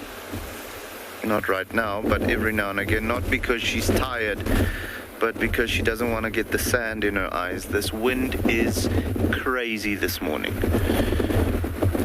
But a beautiful, beautiful individual. And I really, really hope she takes us to where she's hiding the cubs. She's such a good mother, though. I think that she might have spent the night with him, and she is now just taking some time for herself. The lions are definitely active this morning. You can see how she paid attention in that direction which she was looking at just now. I can hear distant lion calls. Now, when I say distant, it's difficult to really judge this morning because the wind is so strong. but you can definitely see that she's picking up something. A lot of vocalization everywhere, all around us at the moment. Everyone trying to just establish where the other individual is. But just a stunning, stunning view of this female. And I think she's enjoying the sun. Yo, it's nice and cold this morning, so very nice to have that sun on her back. But she's looking good, eh? When she was walking now, and even now when she's lying down, for a mom that's by herself now the whole time, like we've mentioned previously, she would occasionally join the rest of the pride on a kill if they're close by. But for the rest of the time, she's actually fending for herself, absolutely, at the moment, and providing for her little ones as well. So, I mean, as you can imagine, that always takes... What are you seeing, girl? That always takes a lot out of a female like this. And we don't know how many cubs yet, but I imagine that it's more than 2. And still looking in pristine condition, which means, well, it just is a testament of how good of a hunter she is. So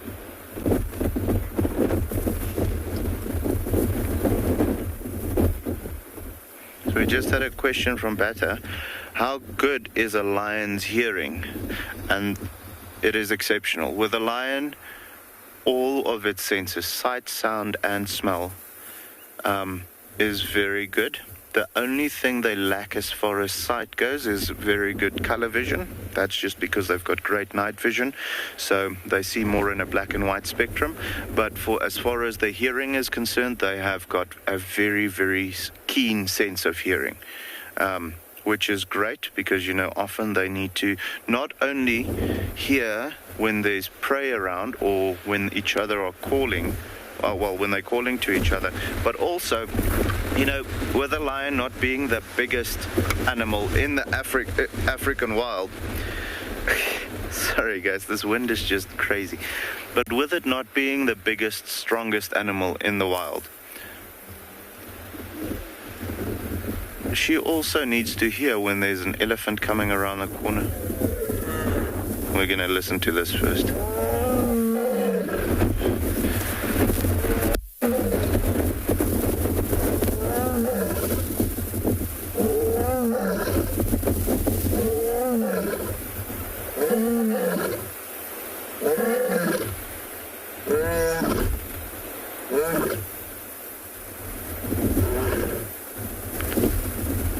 Beautiful, beautiful, beautiful.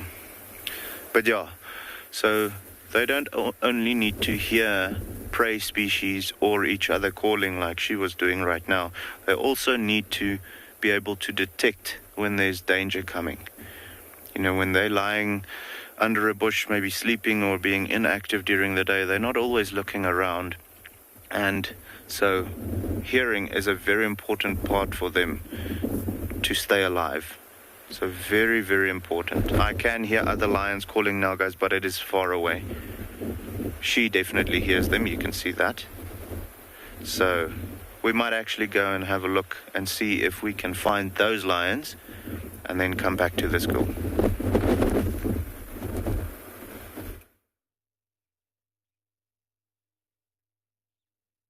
Yeah, elephant, lions, depending on what's happening out there, they'll always pick up sound very, very easily. Now, I got 4 animals here, or rather 3 animals that are all different. I got 2 birds, and I got elephants too. But the bird I want us to concentrate on is the big one there, because the last I saw him, he had 2 females, and I think they were in some sort of courtship. And this male, you can still see he is in breeding plumage. The ever majestic Maasai ostrich. You see, the white feathers today are much cleaner than the other day because of the rains I would guess you've been having. And he has not dusted himself. He hasn't touched the ground because the black cotton soil here is always dark or black in color. I think he wants to remain clean, looking pristine for the females if the breeding or the mating is going to continue. I've been here a couple of minutes, but I have not seen any of those two females he was with the other day. Not sure why. He looks a bit smaller to me than the other day. Could be because of how the feathers are arranged.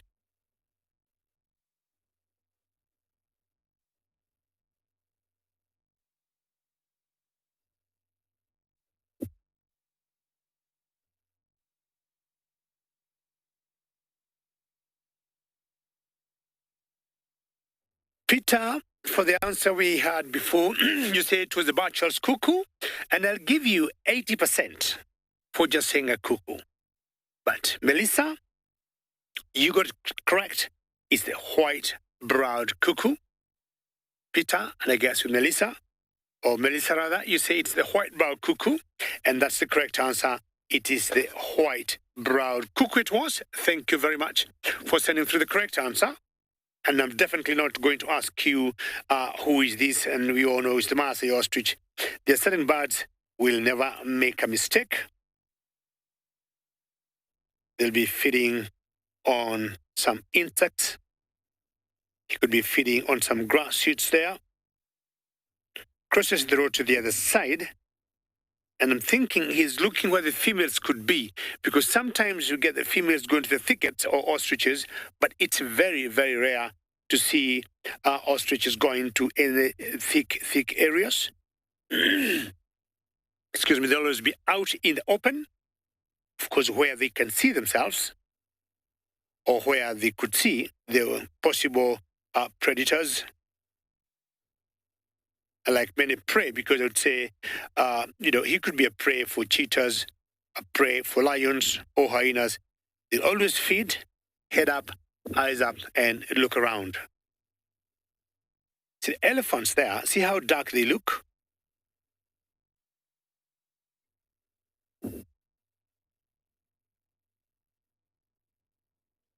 Angela, yes, that's a great comment. He looks like he got some sunburn.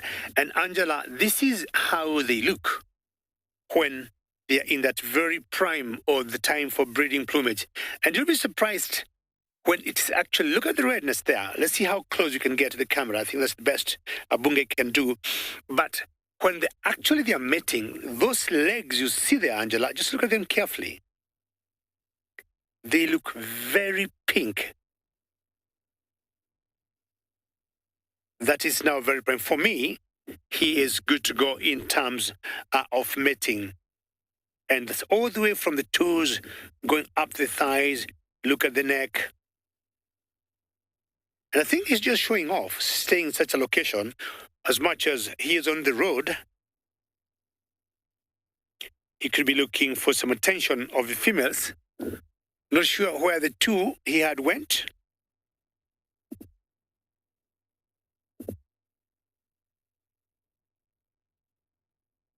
Maybe you're asking how ostriches groom themselves.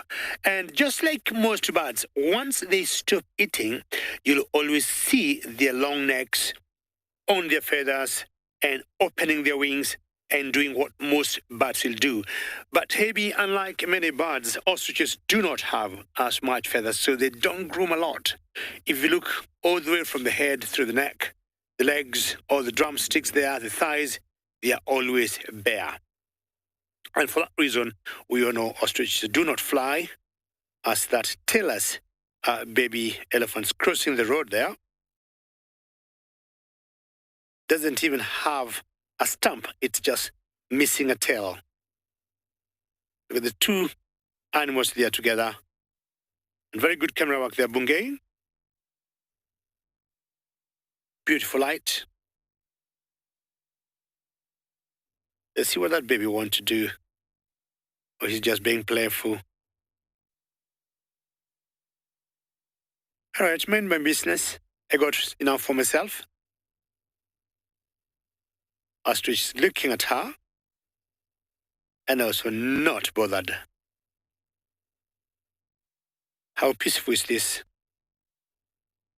Or imagine if the different species it would not be the same. If I'm guessing it was a rhino, rhinos are always very unstable, very uncertain with any animal they see out here. They rarely want anybody close to them until they understand who that is. They don't see very well, especially the black rhinos. But now this elephant, now the baby is now looking at the ostrich. Or are you going to say hello? Are you going to trumpet? Do you want ostrich out of the way? The ostrich just stood up and having his neck up. He looks big. And maybe the baby elephant chicken out. Like, all right.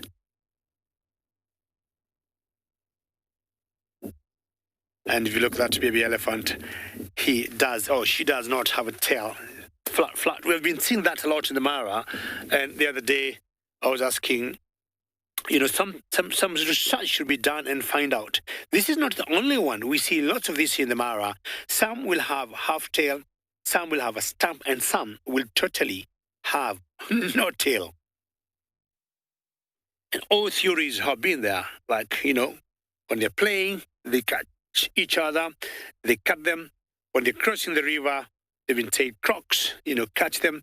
When we get lions or the predators trying to catch them and survive, they cut the tails.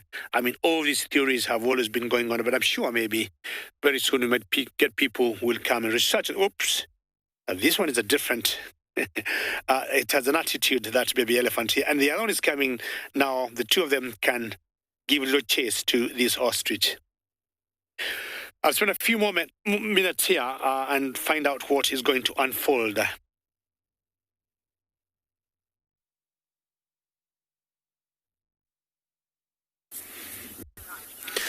Sounds like a very bad day for an ostrich, that's for sure.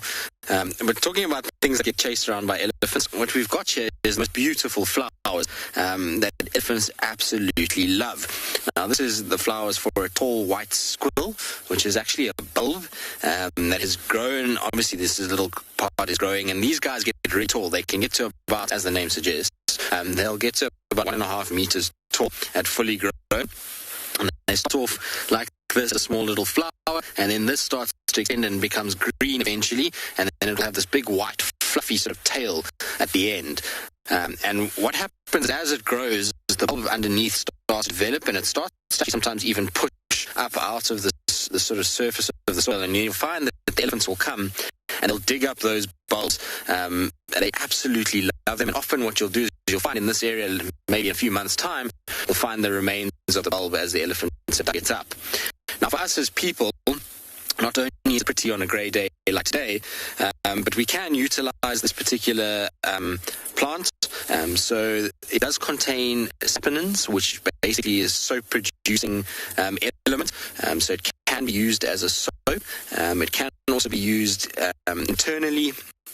With soap. Before I pass that is that it actually can be used. Part of that is on your scalp for dandruff. So if you have dandruff, this is a plant that you can use for that. And internally, which is probably an important aspect of that, particularly this time, is that it is good for bronchitis and bronchial asthma. So maybe it would be a help with the whole COVID situation. Maybe we've figured out a way to help people out is by using this particular guy. Wouldn't that be quite something? But absolutely beautiful little flower. So I'm glad that we managed to see when we were saying that the flowers will come out after the rain. So it's nice to see a bit of colour starting to emerge.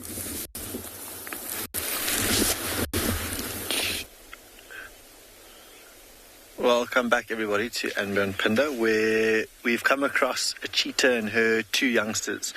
Where yesterday, in the exact same spot, we were with that journey of giraffe, and we were mentioning just how good of an area this was for something like cheetah. And today, here she is with her two youngsters. You can see her out for the count. There's a twitch or a flick of the ear there on the left-hand side. The two of them are lying with their heads very close to one another, and mom lying upright, quite alert. A really good area for her to be in. Behind us are a couple of zebra and wildebeest, who are probably all a bit too big for her to try and take down. Risk of injury is probably a little bit too big for her, but we saw Nyala walking past in the open area. So on a cooler morning like this morning, she could definitely look to take advantage of that if something comes her way. There was also a large herd of impala here yesterday who I can't see at the moment, but super well camouflaged in this burnt area. And already around her you can see that those fresh new shoots of greenery that have come through from the little bit of rain that we've had already, that a lot of the grazers are absolutely loving. There, the youngsters have now pricked their head up. It's a little bit of shake of the fur or the heads to try and get rid of that water that's now fallen on them.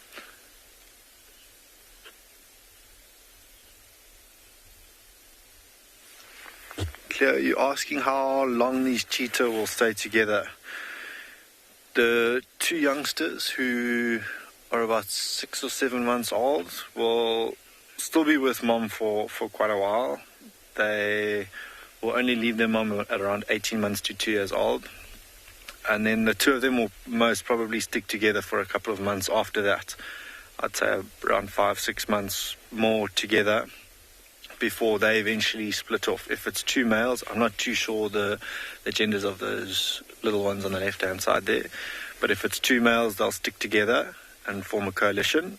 Or if it's females, they'll eventually separate and then try and start a litter or family of their own. So they've still got quite a while with mom. You can still see that very fluffy hair behind their necks. And I mean, just in comparison to the size of their mom, maybe about half the size. I'm hoping maybe now that it's starting to drizzle, she might get up and move. Now that, you know, it would mask the sound of them walking through this grass, an open area. Look to take advantage of that. But it's amazing how well camouflaged they are as they lie there. Mom is now also fast asleep. You can see her eyes closing, and it almost as if they take turns in keeping watch. And as I say that, they both the youngsters put their heads down too.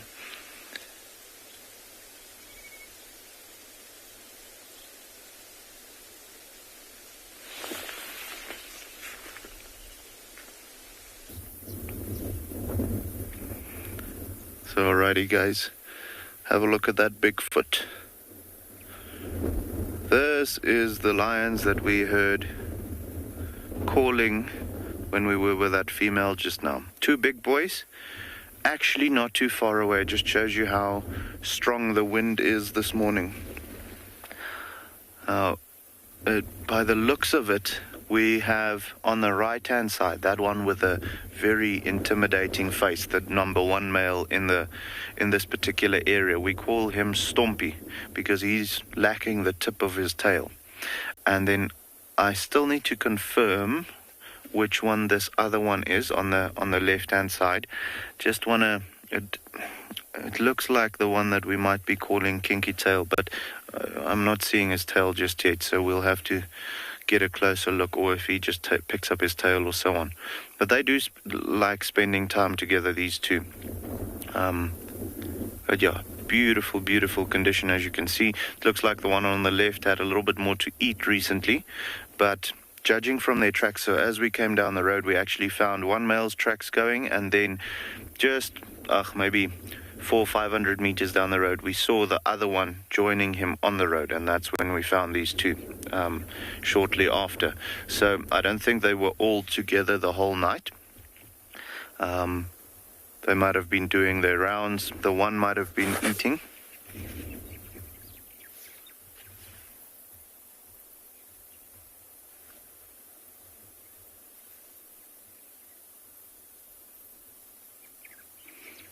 Are they adapted to?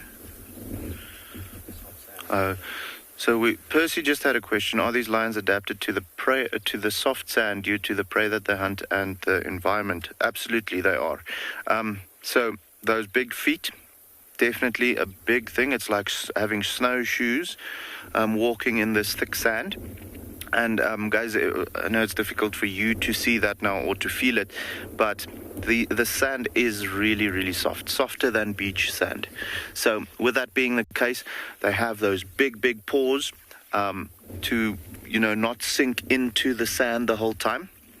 Also, you can see the tracks over here at the moment. Look at how big those tracks are. So that just gives you a perspective of how big the feet is. I mean, if I had to put, they would definitely be bigger than my hand at the moment. So if they had to put their hand on my face or their paw on my face, they would cover my face completely. So big feet, do not sink into the sand. Also, they are physically larger. It's like being in the gym the whole time, walking in this thick sand. So their muscles are huge. Also, their frame is a little bit larger so that they can, move easier. Over years and years of natural selection, the larger individuals of the Kalahari or Kalahari lion have survived. The smaller ones haven't. So typically you find that the lions are larger with big feet to operate in the soft sand.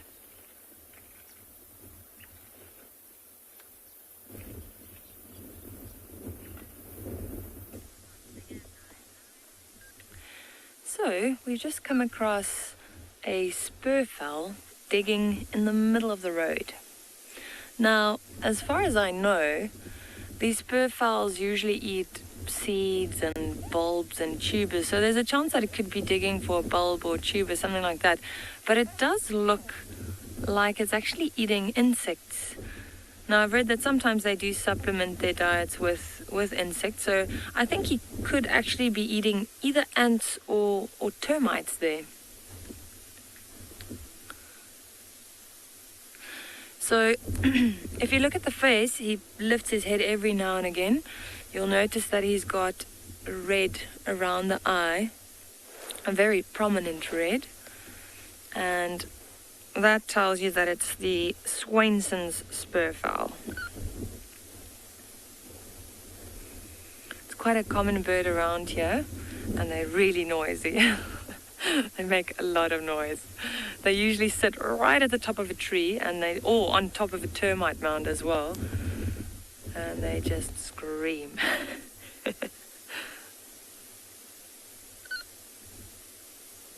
So we've decided to change our plans slightly. We've moved away from the riverbed, and there were reports of the Birmingham Pride with another buffalo carcass in the south. So we're going to be slowly heading in that direction just to see maybe we can get a glimpse of them.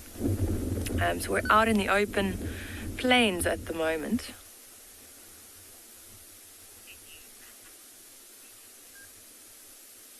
Alright, so we're going to watch this little guy for a little bit longer, and then we'll continue, see if we could find those lions.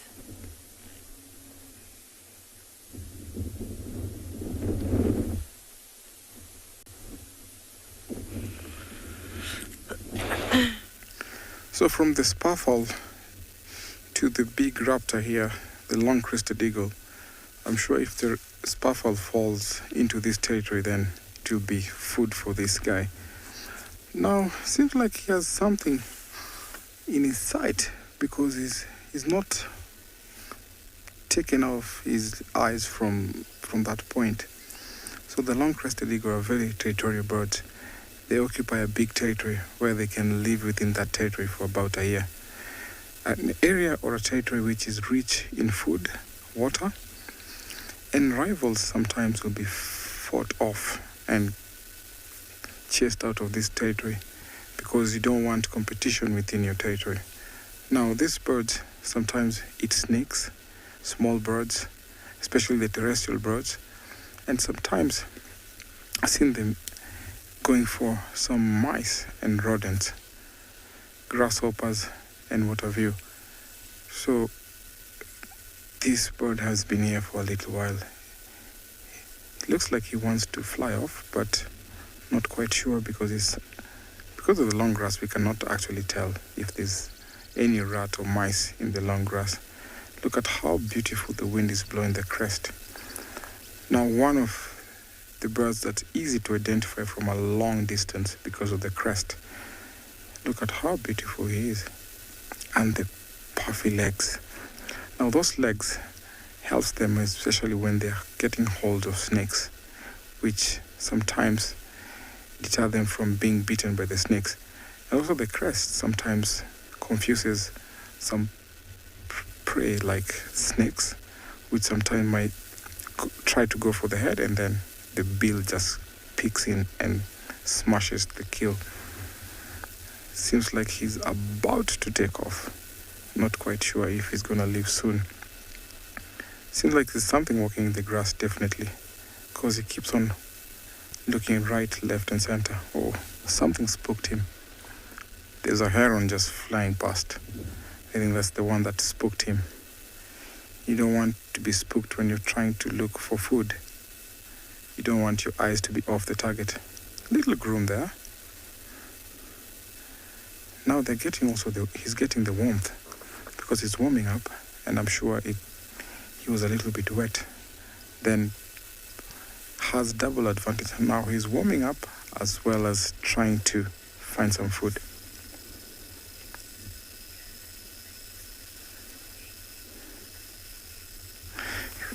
Come again with your question.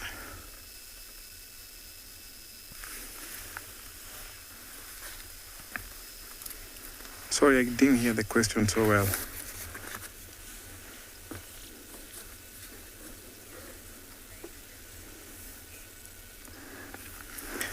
Renee, thank you for your question. Yes, birds lay different colored eggs. We have terrestrial birds. We have birds that perch or maybe in the nest up on trees, and those ones that lay their eggs on the ground. So different birds lay different eggs. We have like the ostrich, which have a big white egg. We have the other terrestrial birds that have spotty or colored eggs. So birds have colored eggs.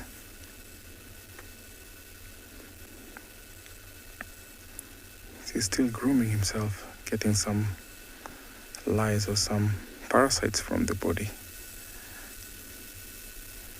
Now he's looking over to the left, not quite sure if the target moved to the left.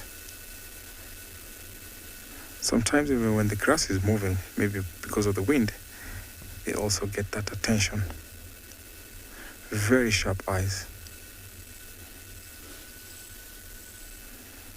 Remember, we're coming to you live from the Masai Mara. Please bring in your questions at #WildEarth. For the young viewers, kids' questions at wildearth.tv. And then on your YouTube comment, please ask your question at AFC. We'll be ready to answer your questions.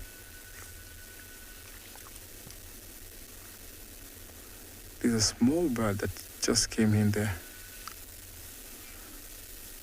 Now, the raptor is watching over a bee-eater. Not quite sure if she's gonna go for the bee-eater.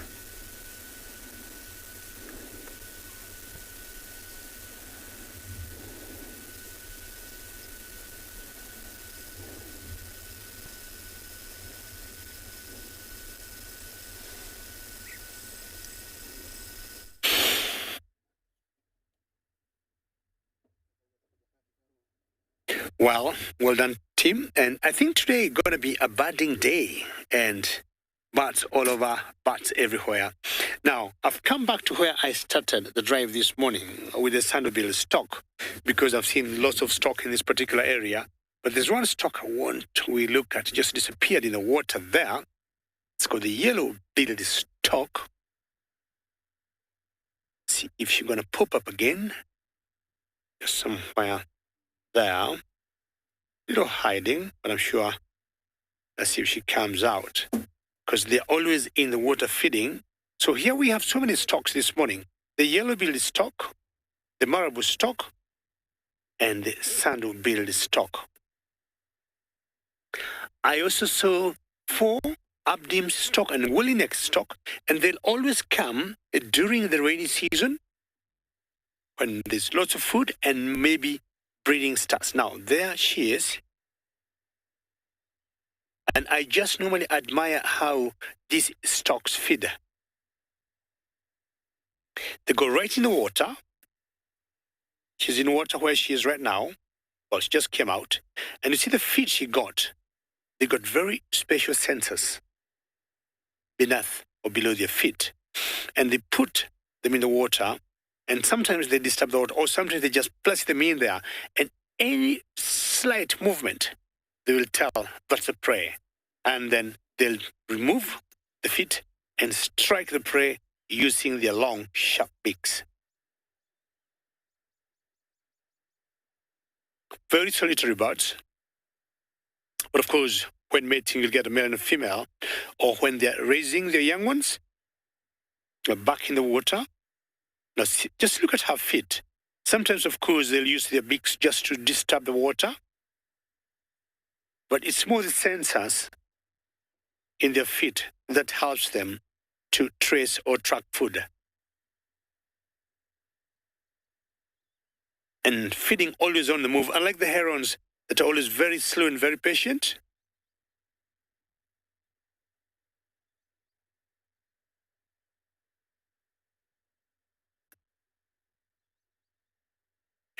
Christine, good question, and you're asking where the storks in the Mara will nest. All of them roost on top of trees. They are not ground nesters. They are always roosting on trees, including the marabou stork that you're seeing behind there. They usually have that huge sack that you see below their necks. And during breeding, it gets even bigger and bright red. Most storks always associated with water when it comes to feeding. But the marabou stork, like you see there, they scavenge a lot. The yellow-billed stork rarely scavenge. I would say they do not scavenge. They'll always get fresh food. You'll see the marabou storks together with other scavengers like vultures, sometimes with tawny eagles and bat-lower eagles are scavenging what other bigger predators like lions or cheetahs, leopards have hunted. Tall storks, and of course bearheads, the next bear, when they dig themselves in carry-ons, they do not get lots of flesh or blood in their bodies.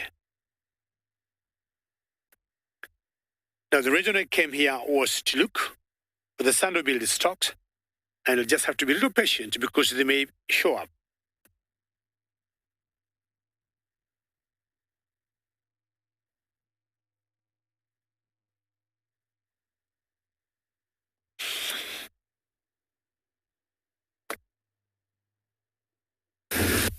Well, it's that where it is World Rhino Day, and so what better to celebrate World Rhino Day than to plonk one's bottom inside a massive rhino midden.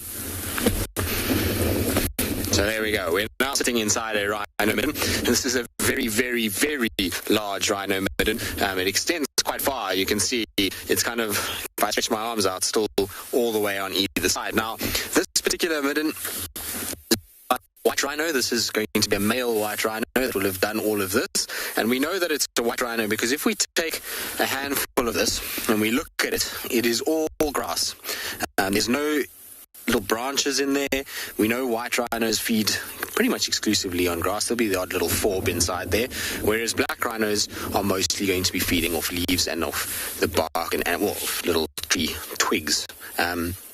You'll find these twigs that will be a 45-degree cut inside here, as well as the coloration of the dung itself. So in this particular midden, you find that it's quite a grey sort of brown colour, whereas if it was black rhinos, because of the fact they eat so many different plants or trees that produce tannins, particularly things like tamboti, you'll find that the dung takes on a much more reddish appearance. Now, the reason why these are made is obviously all territorial. So this is the male rhino's way of saying to everybody, this is my area, this is where I'm going to be. And so what they do is they essentially come and defecate in here. And how they do it is they'll walk and they come, and as they're walking, they're going to scrape their feet and poo at the same time. That then gets onto their feet, and they're able to then track it wherever they go. And any other rhino that comes along knows this is the territorial marking of that particular bull. Now, he won't mind allowing others to defecate around here. As long as they don't break the dung apart, he's happy for them to do it. You can see quite a few dotted balls lying all over the place. And I want to show you something else just now, but we're going to just kind of move off a little bit, and I'm going to try to see if I can find the differences between them and an elephant and buffalo, so you can see how the three big herbivores' dung differs if you were just to find a ball.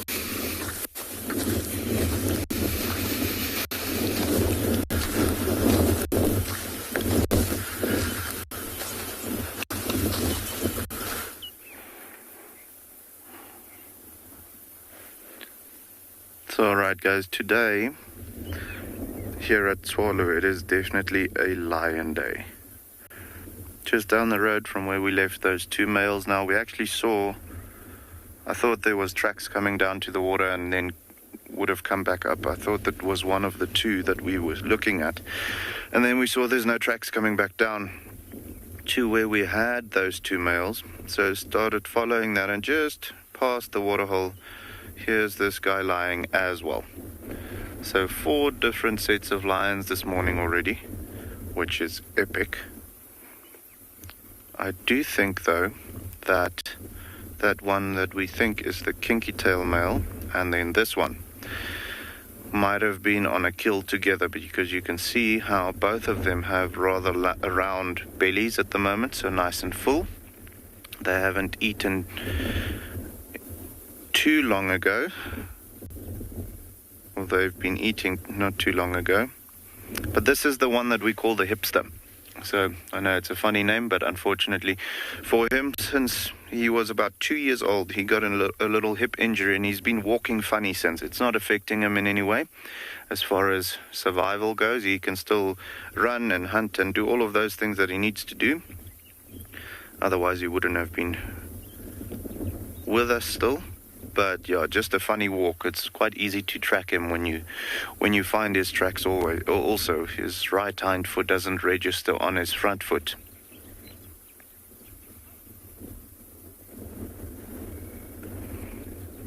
So we just had a question from Panina that how old are these lions? So typically in the Kalahari, regardless of whether it's at Tshwalu or let's say in the Kalahari or something like that, you find the lions growing a tiny bit older than what you'd find in Kruger. And the only reason for that is just because their territories are so vast. They don't come into contact with other lions as often as you would in a high concentration area like Kruger or the Lowveld or some place like that. So these lions at the moment are between 10 and 12 years old, the males. And then the females, there's some of them that's 8, there's some of them that's 6, there's some of them that's only on their first litter of cubs now, so 3-4 years old. But the males, they range between 10 and 12 years at the moment. So a bit older, still looking in pristine condition, as you can see. When they open their mouths, you can see their teeth has been worn quite a bit, but I mean, they can still do everything they need to do. So between 10 and 12 years, the older individuals being close to 12, the younger individuals of the coalition being around 10 years old. And typically you'll find that in Kruger, you won't find the lions, well, you'll find them growing that old, but by that time they're not in their prime anymore. They won't have a pride of females necessarily or so, unless the coalition is huge, 4, 5, 6 male lions, so that they can hold their territory for longer. However, over here, because the territories are much larger and the concentration of lions in a particular area is lower, the amount of fighting and competition for territory is also much lower. So that causes them to be able to grow a little older than what you'd find in the Lowveld or in other parts of southern Africa for that matter. So yeah, very happy to have them for such a long time, and it's just beautiful to see them growing older than usual and still looking so good. Still actively mating and patrolling their territory and doing all of the things that, you know, a 7-year-old lion in Kruger would also be doing, which is great. Beautiful, beautiful. But yeah, guys, I think we're going to leave the males because they're looking like this at the moment, and we're actually going to go back to that female, that single female, and see if she doesn't want to do something interesting, okay?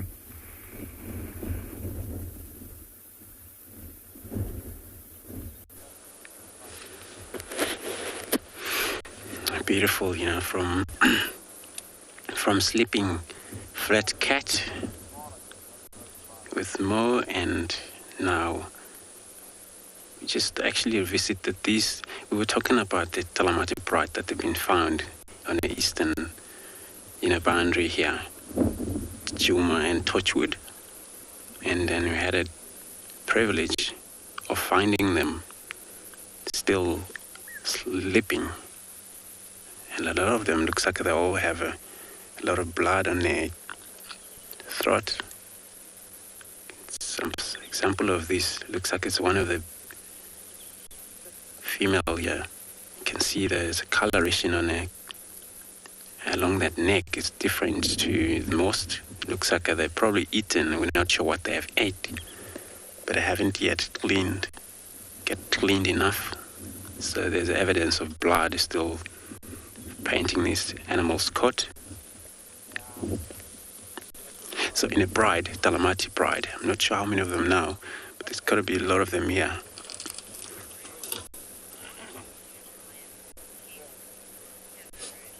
Cameroon, you want to know, welcome to the show this morning. Hope you're all right. So you want to know how long can a lion sleep? Yeah, lion has the longest sleep than most other cats.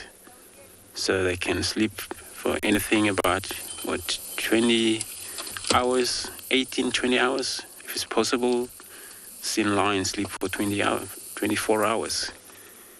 It was the latest male lions I ever had around here.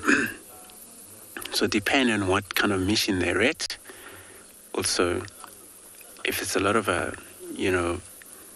activity around them, they're more likely to get disturbed, stand up and check around.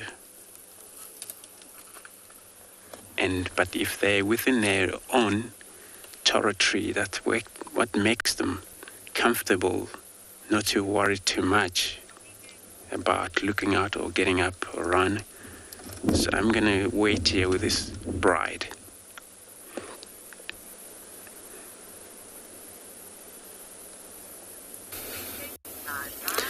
Well, we've managed to find ourselves a herd of elephants. Now, conditions today are not great for doing elephant approaches. Luckily, we have a really large tree that we can use as a way to block our sort of view of them, or their view of us. Also, wind, luckily, is blowing from them to where we are for now. It's swirling quite a bit, and so I'm a bit hesitant to kind of do too much with these ellies. We're lucky in the sense that they've come out of the thicket a little bit. You can see this ellie is open and is just down below where we are, which is really, really cool. We've been so spoiled with elephant walks of late. Look at that. And that elephant has zero idea that we're here right now. And like I say, it's because the wind is blowing kind of up the drainage line. And so we've managed to get ourselves into a position where they won't have to worry about smelling us.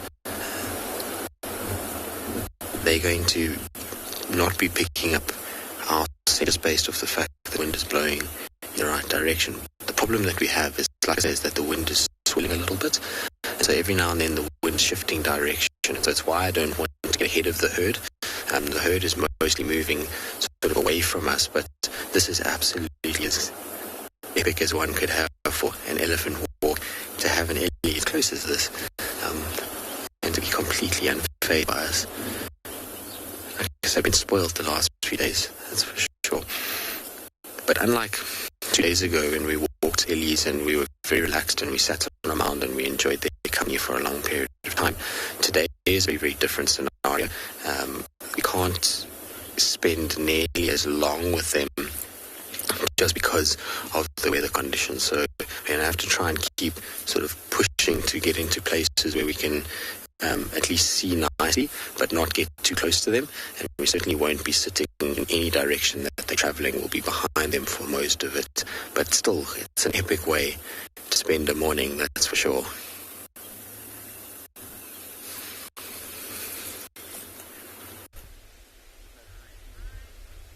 Welcome back, everybody, to and Beyond Phinda. We've got a little bit of movement here this morning from these three cheetah. It's more the youngsters who, almost like with us, with yawns being contagious, all the three of them yawned, did a little bit of grooming. The youngster that stood up was grooming its mom, almost as if to say, like, come on, time to go. And now it's fixed on there. A couple of zebra and wildebeest behind us that are grazing in the open floodplain, fixed on them. Not anything that this youngster could chase and successfully hunt, but it's coming up to that time of year when the impalas will start having their lambs, wildebeest their calves, and that's something that mom would potentially catch, bring to them, and then they could start honing their skills. Just having a look now, the wind, not really in the favour. The wind's blowing from them straight to those wildebeest. Mum not really interested at all. There might be one or two wildebeest there that are about, or if a year old, that were born November, December last year, that she could probably take down, or maybe if there's a young zebra, the same thing. But you can see she's not that interested in moving just yet. They were all huddled really close to one another because it is still quite chilly, and this wind is adding to that chill factor. You can see a big old leg stretch.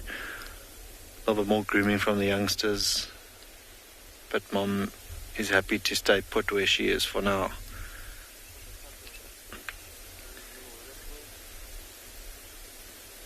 Cubs having a little bit of a wrestle in the background now as well. And you can see just how alert that mom is. Seldom gets rest. You saw earlier when she closed her eyes briefly, but now just looking around.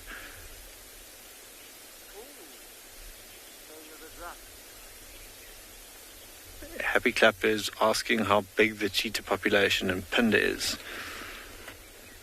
Quite a healthy population, I think, Happy Clap. At the moment we have around between 20 and 25 cheetah on this reserve, which is a really strong population. And if you look at our population density in comparison to the area, 30,000 hectares, just to compare that to a place like the Kruger Park, if the Kruger Park had the same population density as us, they would have about 2,500 cheetah as opposed to the 200 or 300 odd that they do have. So we've got a really healthy population of cheetah.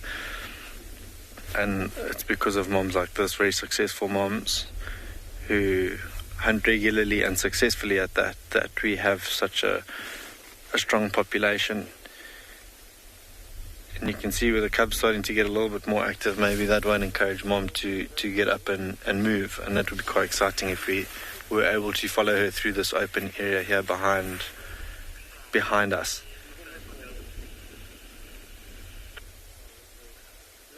Extremely well camouflaged as well in this burnt area. All of these quarries that have now got that bit of an orange tinge to them, that dead grass, they blend in really, really well. I'm going to stick around and see what the three of them get up to. Now they move.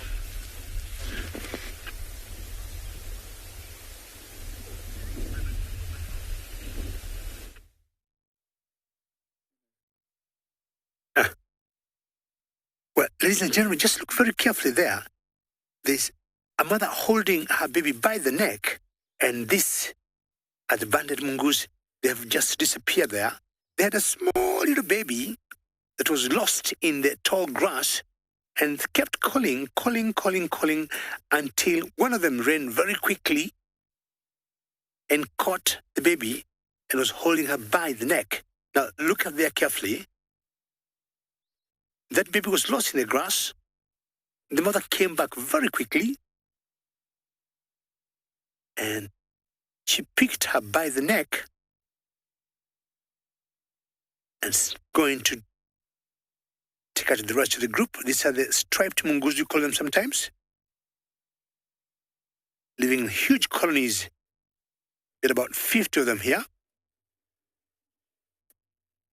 And they remind me of the meerkats in the Kalahari.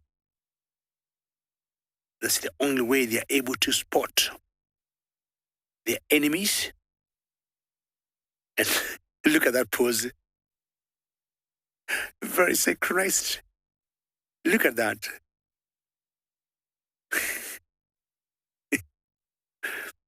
Either there's something they don't like or they won't confirm what it is.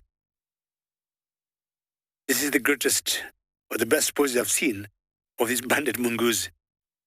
Well, one of their natural enemies are snakes. And once they're convinced it's all safe, so good to go, they'll groom themselves and continue eating. One more look. The meerkats of East Africa. All good? Okay.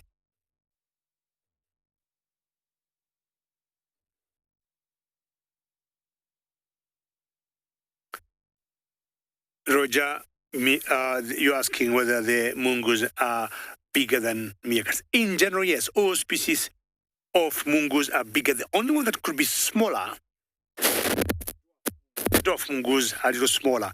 But if you look carefully on the banded mungus, they're a little bigger than the meerkats. And apparently, we do not have meerkats in East Africa. They are mainly insectivores. They tend to eat beetles mainly. The rhino horn dung beetles. They eat millipedes. They've been known to eat scorpions. But also once in a while, you'll see them eating fruit. It's the last one in the colony, not sure why. She's staying back. Maybe she has more responsibility of confirming to the colony that all is safe before they head out to the den. Well, that was exciting, and I'll be moving on to find out what else I can find for you ahead.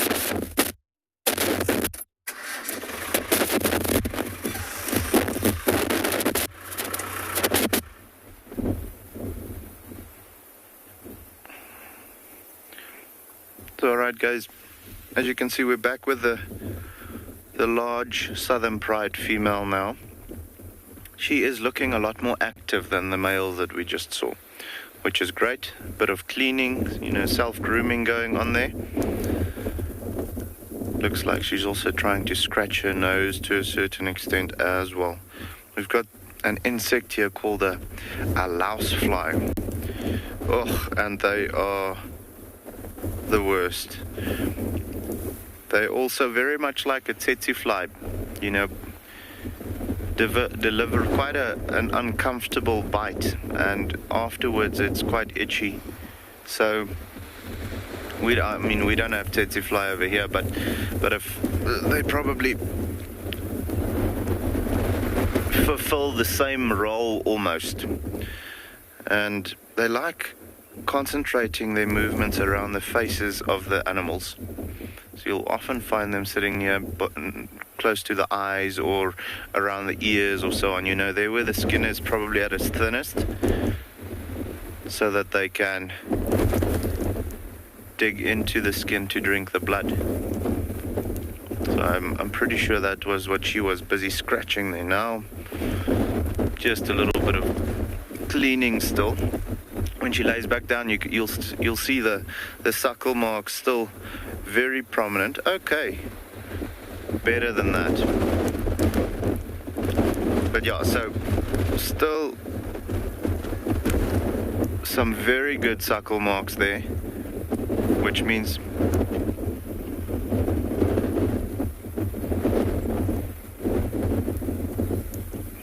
we just had a question from Uno.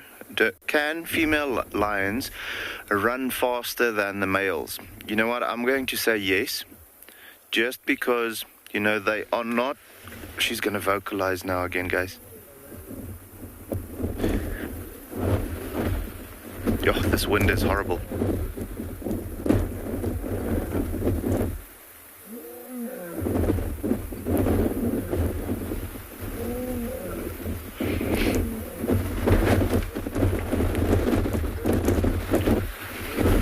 So yeah, I know the wind is crazy, guys. I just wanted to try and see if you can hear that.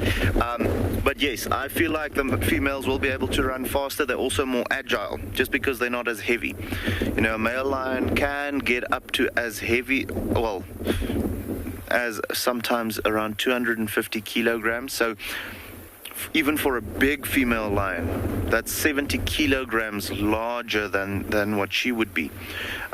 So with that being the case, they've got less weight to carry around, and they also need that speed more. You know, with the male being so large, he's got extra power, whereas the females will have extra speed to be able to run down animals and all of those things, especially with them being the primary hunters. So I feel like, yes, absolutely, they will be able to run faster than males, purely because of the fact that they don't have as much body weight to carry around. Also a little bit less muscle, you know. Imagine how uncomfortable it must be for a bodybuilder to run the 100 meters in 10 seconds flat. That's going to be very much the same. But I'm going to start following this female. I'll continue talking while we do that, just to see where she goes. Let's do this. But absolutely, I do think that the females will be able to run faster, not necessarily by much, but definitely faster than the males, purely because of their sheer size of their body being a bit smaller than the males, and them needing the speed a bit more and utilizing that speed more often. You know, a male lion doesn't necessarily always run at full speed every day when they are doing whatever they're doing. However, the females, whenever they hunt, they have to be at the top of their game. So also that is also another reason for them to be able to have a little bit more speed. But guys, we're going to see where this female is going, and then hopefully she shows us her cubs, and then we'll come show you.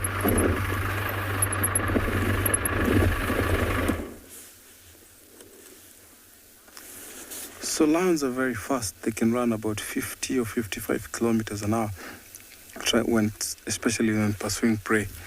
Now this hippo here is way away from the water.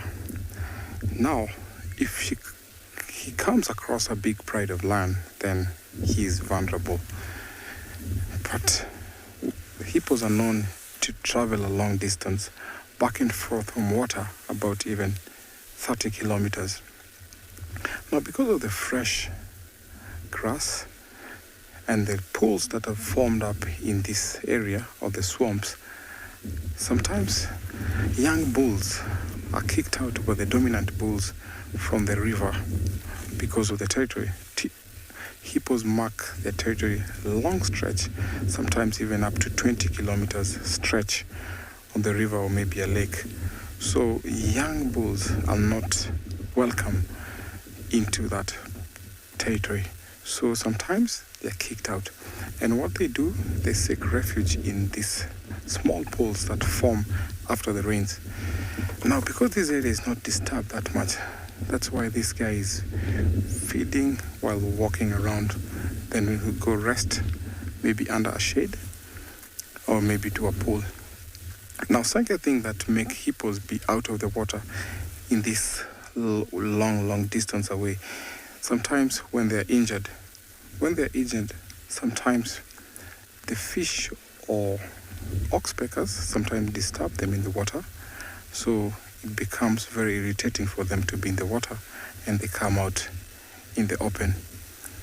Look at how he is walking slowly. This definitely tells you that he might have been kicked because it's too late for him to be out by himself. If he was still welcome in the territory, he would have been in the water. But it seems like he's walking down to the marsh, where he will go and rest in a pool where we've had lots of rains last night. Look at how slowly he's walking and how big he is. I'm sure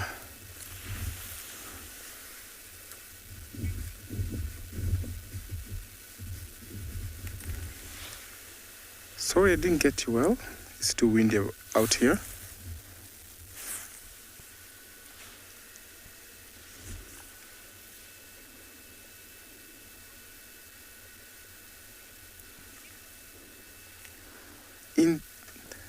Indeed, Hippo on a stroll. Thank you for your comment. He's walking slowly, and I'm sure he's on a mission heading somewhere. I think he's had enough of the grass up there. Look at the oxpecker hitching a ride. Now, oxpeckers sometimes irritate these big giants, sometimes even getting into the wound and disturbing the wound, where sometimes they eat blood or suck blood on the body. See, like he's chewing something.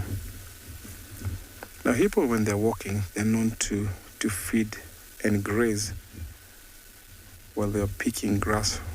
They grasp grass with their lips. So we're going to follow him closely and see where he's headed.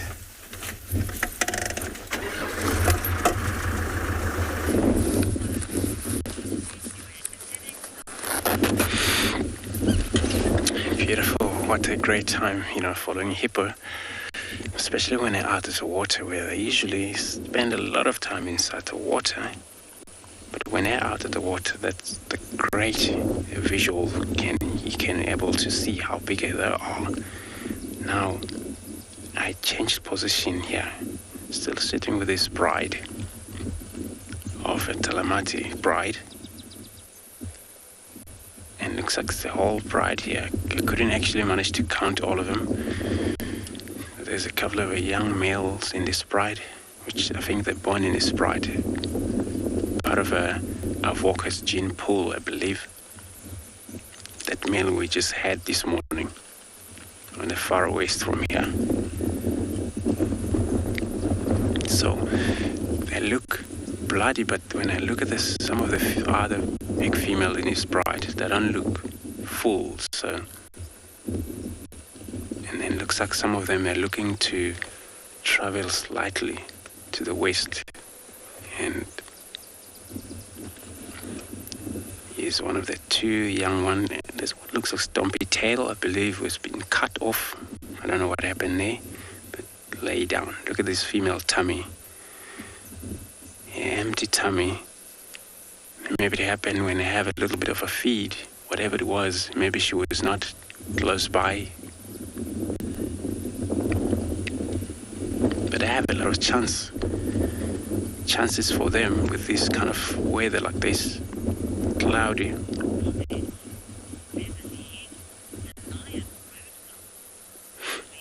Beverly, it's true. It's a lion red block. If you ever want to drive to the other side, you're gonna have to wait until they got up. But luckily, we have a time now here to spend with them. And it looks like they're all mixed up with this young one. There are a lot of females in this one. So we'll be just sitting here with them.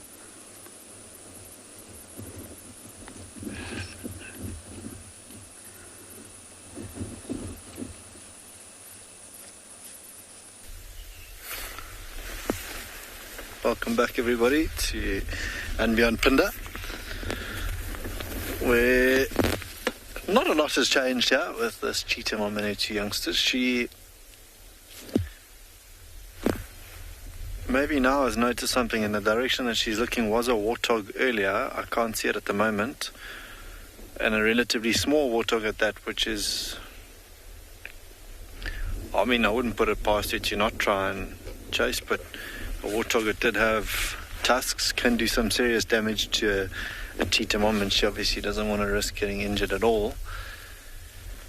I think just weighing up her options this morning, it is still quite cool, so maybe an extra couple minutes of rest, hunker down where she is with her two youngsters before she sets off in search of a more, I'd say, sustainable or manageable prey. Something like an impala or a small nyala would be a little bit easier. I think the last time they were actually seen feeding was about 3 days ago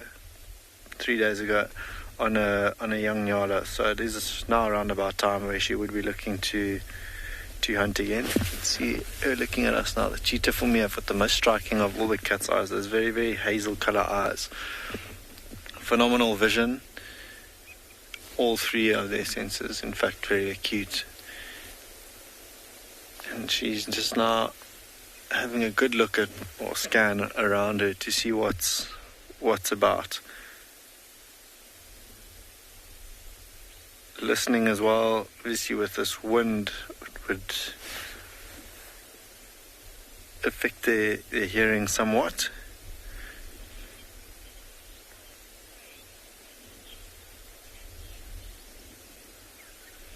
Bob, you're asking what the minimum size prey a cheetah will catch. Cheetah, I've got quite a wide variety of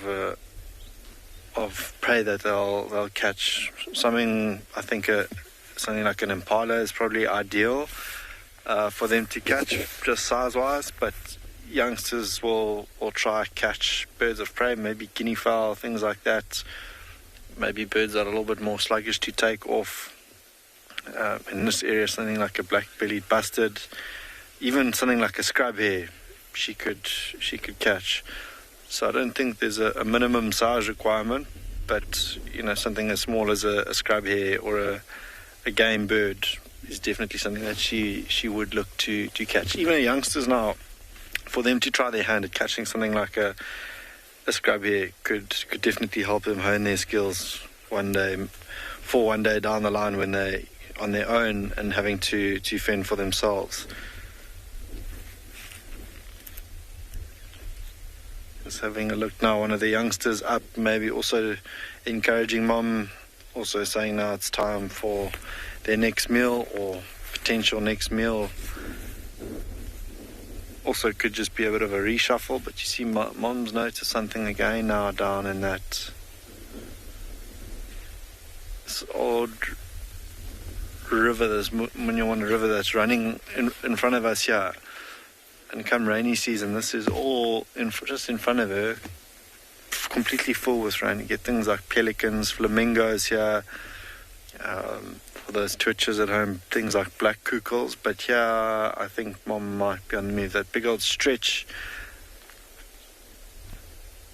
maybe she's seen something on the far side that we haven't. You can hear oxpeckers as well. Oxpeckers might come from things like impala, a whole wide variety of things actually, zebra, wildebeest, even a herd of buffalo. There was a herd of buffalo seen in this area not so long ago. But now that she's on the move, it will be interesting to see where she ends up or what she does. Maybe just reshuffling to a more comfortable spot.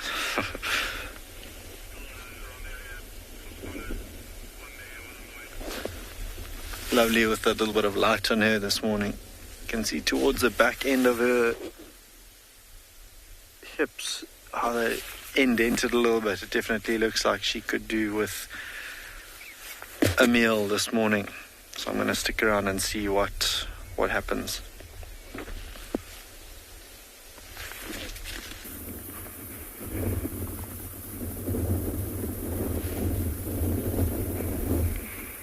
So, okay, it would seem like she just also reshuffled, just like the cheetah just now. Finding a bit of a shady spot. It is warming up a bit, guys. The wind is still pumping, but if you are in the sun constantly, there's definitely going to be a little bit of heating up happening. So I don't think she's going to show us her cubs this morning. I think she might have been with them during the night and now this morning gone off to maybe go and link up with some of the other Pride members, just see that everyone is still doing fine. But I do think she's found her spot for the day possibly, and she's going to relax here for a little while. Maybe this afternoon start moving again. It is cool enough for her to still be moving, but judging by how those eyelids are dropping, I don't think she's going to be doing much more moving. So if not, we might actually head back to that kill and see what the mom and the cubs are up to. But for this morning, it's just been great to to see her again and see that those suckle marks are still very prominent and that she's doing well and all of those things. So, as long as she's doing well, the cubs are going to be doing well. I can't wait for her to show them to us. I feel like it's time now. The first time we saw her with suckle marks is now about 3 weeks ago. So even if the cubs were just born then, they should be close to a month, which is normally the more or less the time frame of where she'll introduce them into the pride again. So hopefully soon we might get lucky and there's going to be new fluff balls in the pride. And then we're going to get some great activity when you find the pride together with the older cubs and the young cubs playing and all of that. It would be incredible. But yeah, incredible morning and a stunning view. Look at those mountains with all the blackthorn flowers and everything just around. It's a beautiful day.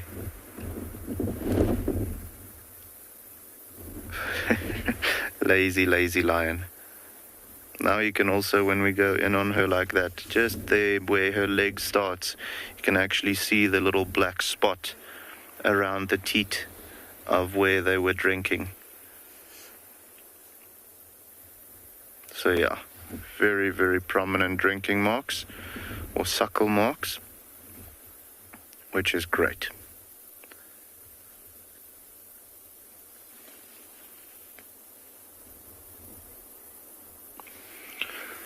So we just had a question from this and that. How old are her cubs? And unfortunately, I can't tell you because I don't know yet. So with them not being seen yet at all, we don't have a size reference or anything like that.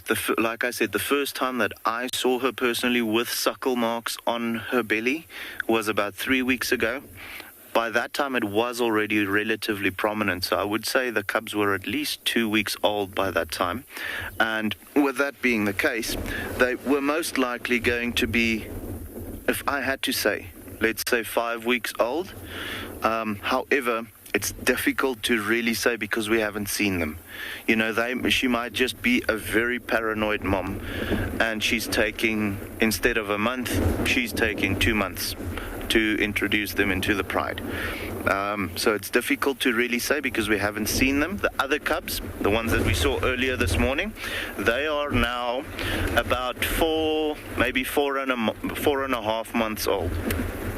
And we can just say that because we've been seeing them for a while and also we've been tracking their movements. And the size that they are at the moment is typically the size where they are at around 4.5 months old. But for this particular female, we don't know yet. We need to see the cubs first to really be able to, give a good estimate of what their age is. But yeah, very excited to finally, or to hopefully soon, meet her little new addition to Tswalu. So yeah, guys, I think we're going to head to the kill site where we had the pride this morning, see what they're up to, okay?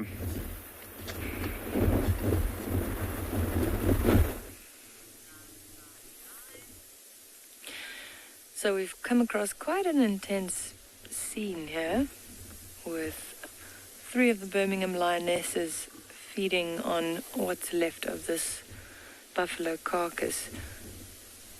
Now, there isn't much left, but what she's dragging there must be quite heavy. And it just shows you the power of this lioness, how she easily just pulls it into the bushes there.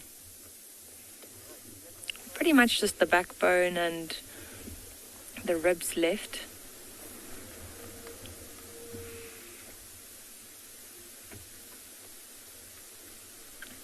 But how incredible is that? So this pride, they've become formidable buffalo hunters. We actually had them on a buffalo carcass 2 days ago. And now they've caught another one. And they've pretty much finished it. I'm sure they caught this buffalo last night. and it's almost finished.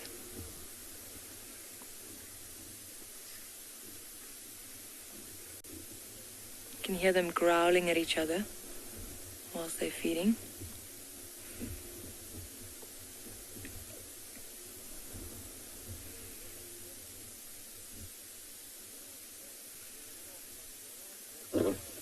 Okay. Also very aware. There are other vehicles in the sighting with us. Quite a few people around at the moment. But notice that female on the left, how full her belly is. I'm sure they've already had a really good meal. But as lions do, they just gorge themselves when they're around a carcass.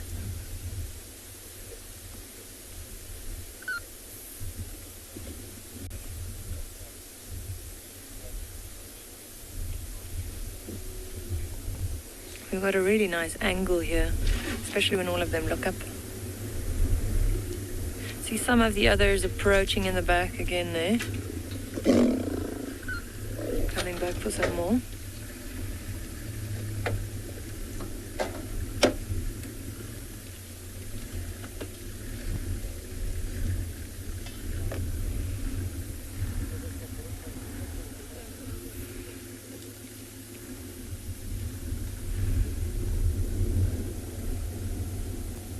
So they'll probably finish this carcass this morning, and then they'll move on.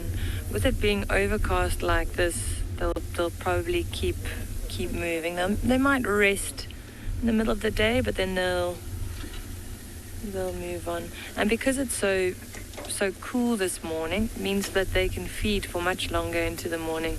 It's not hot, so generally when it heats up, usually at this time already, it's too hot for them to be feeding, so they'll just lie under these bushes in the shade and wait until it cools down, and then they'll return to the carcass later. But luckily it's nice and cool, so they can just keep feeding.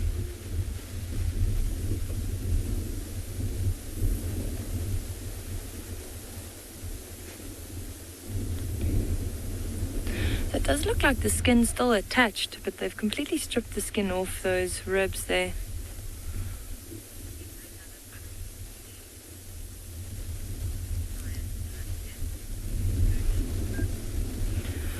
Tony, if another prey species walked past where the lions hunted, I doubt it.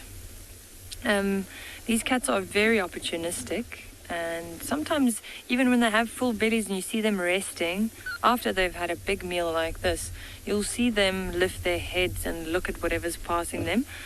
But with them having or still having food there, I doubt that they would actually go and hunt something else. If something did approach, they might chase it off. But they're not gonna expend more energy to go and hunt something else if they do have something there. You know, they still have some meat and food there. Lions are generally quite lazy, so they're not gonna run around if they don't have to. You can see the big male walking in the back there. Just found a new spot to lie down. The rest of the pride, they're all scattered in the background.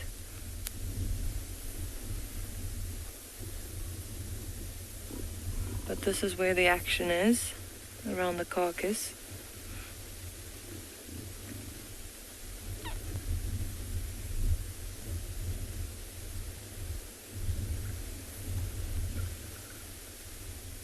So these lions can be quite hostile towards each other when they're around a carcass.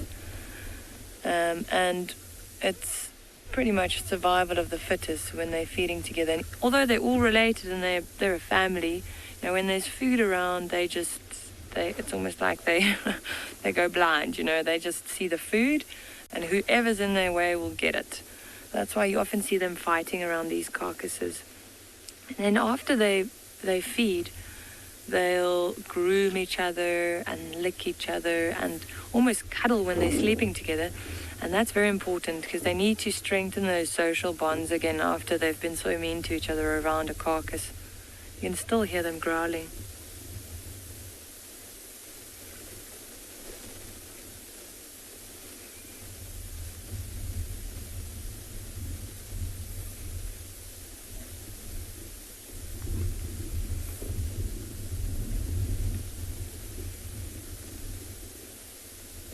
I hope you can hear the growling. Now that growling will also attract scavengers and potentially other predators in the area. We're going to sit with them for a little bit and see what unfolds here.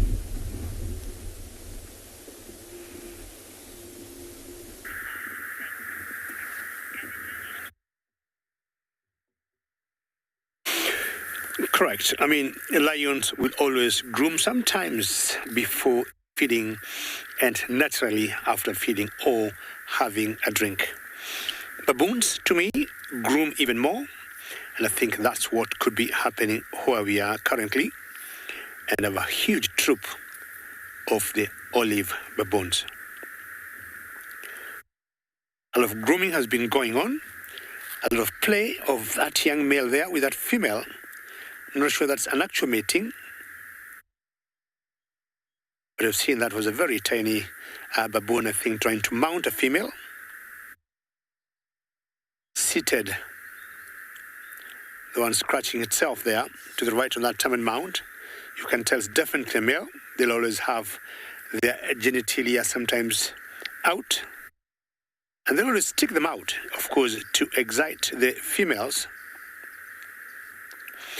And the two on the left are both grooming and maybe eating at the same time. Lots of activity going on here.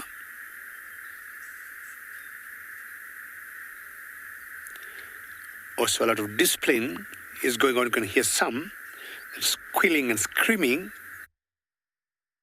Most likely the mothers are putting a bit of order and discipline into them. So many youngsters, I think they've been feeding the better part of the morning, though they're just taking it easy. What are you telling mom? And mom is holding another baby there. Comes in.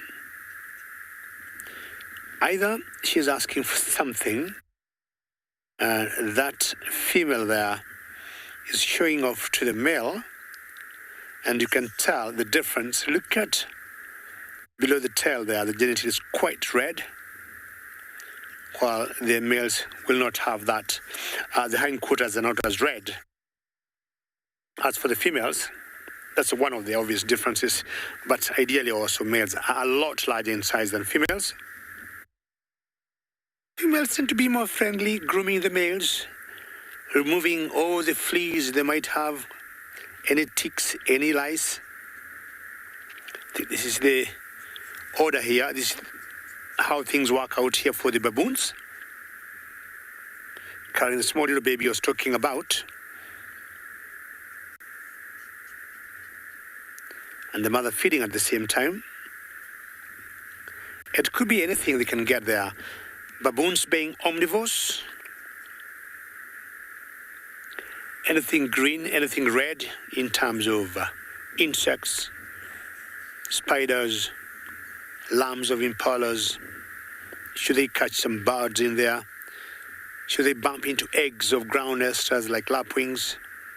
Small snakes, they do also eat. Reptiles, geckos, chameleons.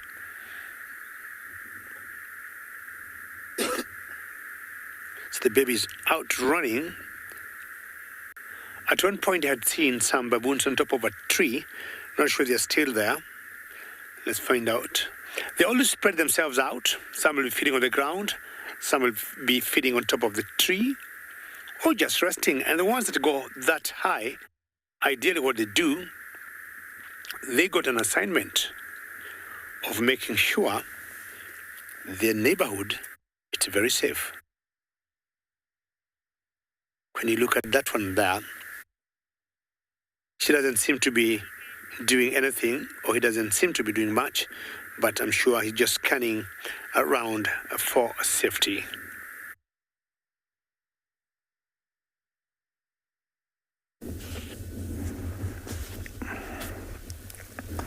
So we have a mixed herd here. We have zebras and we have wildebeest. Now, because of the rains last night, we have lots of pools around here. So these zebras and wildebeest will keep grazing here because they have adequate water. So you can see some of them are resting while some of them are grazing, and while some of them are playing and running, chasing each other. The work of stallions. Actually, stallions do that most of the time. Now, in a zebra family or a herd, sometimes we call that a cohort or a zeal of zebras. You find that one stallion can keep up to about 12 mares. So these herds mix up and they'll split up into their respective groups. So stallions clash most of the times, and they will not tolerate other stallions close to the mares. Now, the mares in a particular herd are able to identify each other by the calls and sometimes the markings. See, some of them are heading back to a waterhole that is not far from where we are, while the wildebeest have already had their share of the water. The zebras are grazing while others are going to rest under a shade, and some are going to drink. Now, when the herds mix like this, you find that there's a selection of how they graze. Now, the wildebeest will eat the tall grass, and sometimes what is left from when they fed, the zebras take part. So they work very well into a good relation, especially when they're feeding, grazing, and walking along. Now, they also play a vital role in terms of security. Zebras have a very sharp eye, so they'll warn the wildebeest on any due danger. You can see how the stallions are looking at us, and sometimes that is how they do look at the predators. So stallions, because they have to protect the mares, they have always to be on the vigilant, checking up around, see if there's a predator or any other stallions coming to join them. This seems like the grass has a lot of water, so it's also gives them more energy and more water when they are grazing here. So meaning that trips to the water will be short, not as long compared to the dry days, especially at this time of the year or month. See some of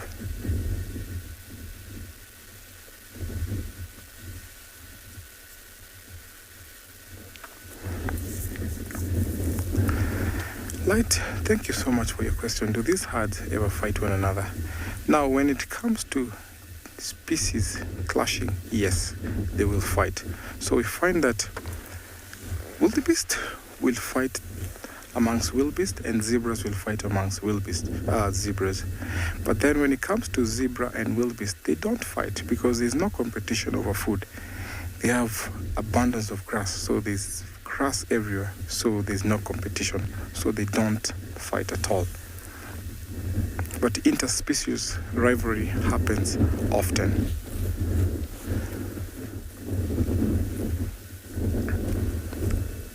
Some of these, you can see some of the wildebeest are resting, meaning that they've already had enough, so they always take turns to rest while they keep on carrying on with their journey.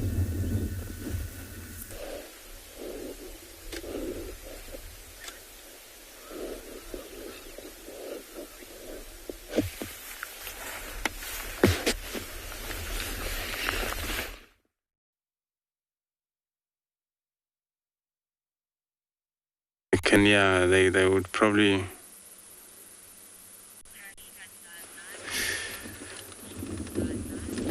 beautiful, so sorry about that. Here we're still sitting with this bride. Now they come slightly to this open area, but off that road they were at earlier. And some of these young females are busy cleaning themselves. See how well camouflaged they are into these brown grasses over here. And then, of course, if you don't know they're here, you're more likely to walk to them. but they not actually sleepy. They have been doing a lot of movement since we're here. One of the females, she's pushing to move away where the rest do not agree with that. So they managed to also stood up, all of them. That's where I knew some of the females, they don't have full belly here.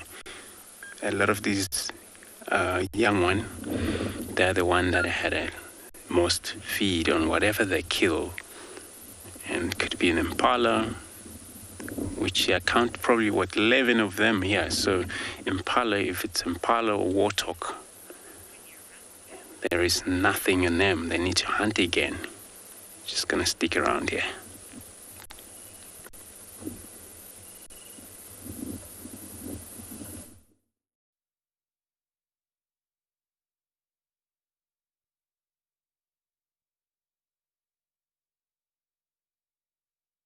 Now heading up the mountains where, in those areas that she's walking through could be something like a nyala that's taking a little bit of shelter from the wind, or even maybe a small herd of.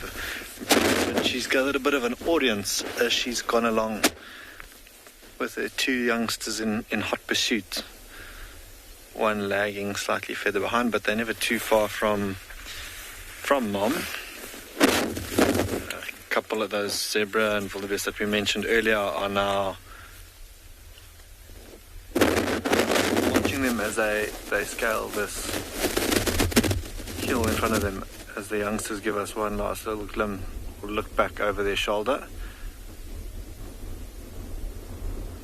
But they too maybe also just finding a patch that's a little bit more sheltered in those guarri thickets from this wind, where they'll settle for the day. Amazing how well camouflaged they are now as they move through those areas. I've lost sight of mom. You can just see, oh, there she goes, as she walks further up the hill.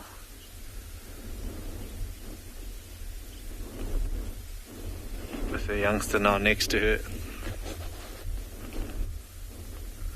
Stopping to scan every so often, and even something like a grey duiker could be lurking in an area like this.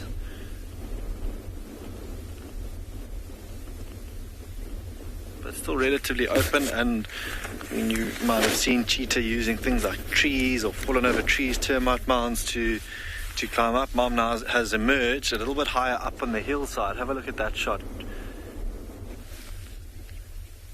Beautiful as she sits there posing for us up top of that, or halfway up the hill.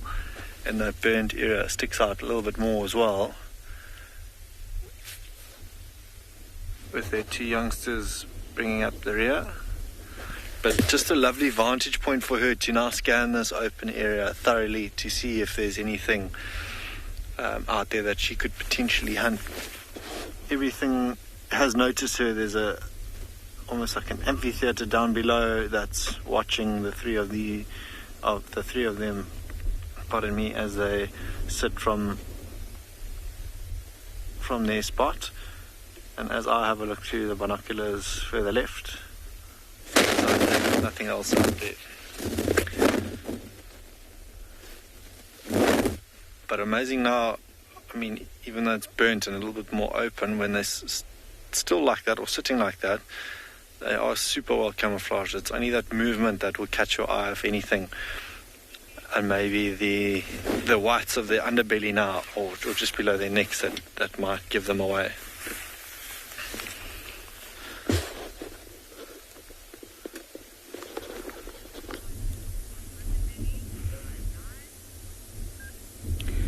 So we're still with these lions, and we've just been watching them tugging and tearing away at this carcass.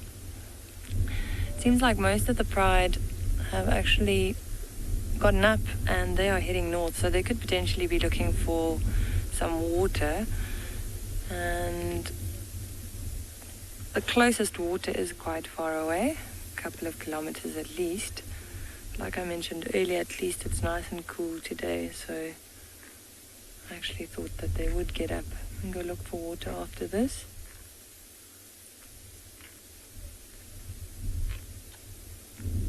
But from this angle now, you can see that there isn't much left. You can see the rib cage on the left there, and then you can see the spine. See that one lioness going through the skin there.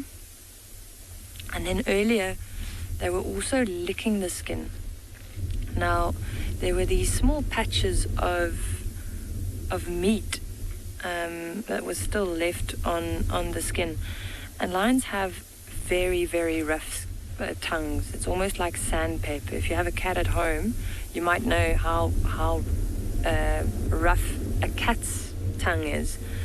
And a lion's tongue is even more rough than that. So it's like these little spines or barbels almost that face backwards. And they use that to lick meat off the bone or to get dirt from their fur. But a very, very rough tongue. And sometimes if you're close enough and you see a lion yawning, or if you've got a really good camera, you can actually see those spines on the tongues if you zoom in, or if you're looking with binoculars.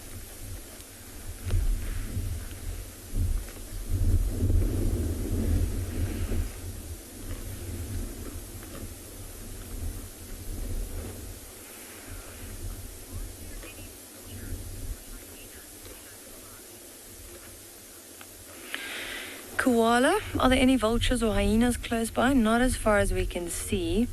So in this area, we're in quite an open area, and there are only a few small trees around us. So no vultures yet. And also with this weather, the vultures don't fly around too much. They generally use the thermals, so the warm air. So when it heats up, these vultures will rise up and they'll ride these thermals and then in look of food. But when it's overcast and cold like this, you'll find the vultures perched in the bigger trees along the riverbeds. So I don't think they've actually been around to spot this. If they were flying around, then I believe they would have sat in the few trees that are around, because the carcass is out in the open. Normally, if the lions can, if it's a hot day, they'll drag this carcass to a thicket or to a little bush, and to get it out of sight, firstly so the vultures don't come and sit around, but also so it's out of the sun and they can continue feeding for a little bit longer as it's heating up. Those vultures also attract other predators and scavengers. We've actually seen that happening where the lions follow the vultures because they know there might potentially be something around there, and lions sometimes do scavenge as well. And these lions don't want that. Especially if you look at what we have in this pride, there are 2 small 5-month-old cubs with them. So they don't want other lions to move in. That could be dangerous. You can see this one licking the skin there again.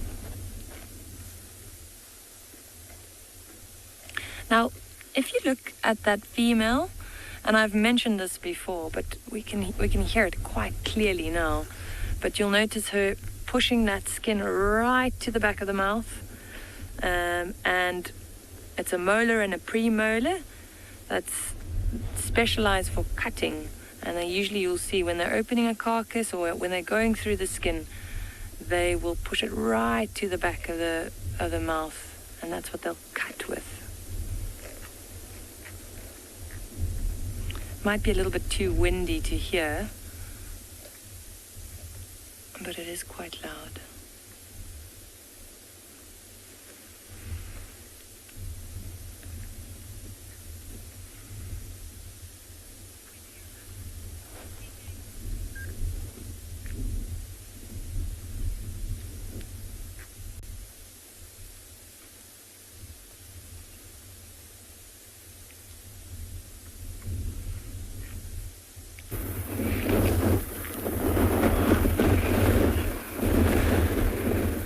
Okay, guys, there's a lot of relaxation going on around here now. We are back at the kill site with the Southern Pride and their little cubs.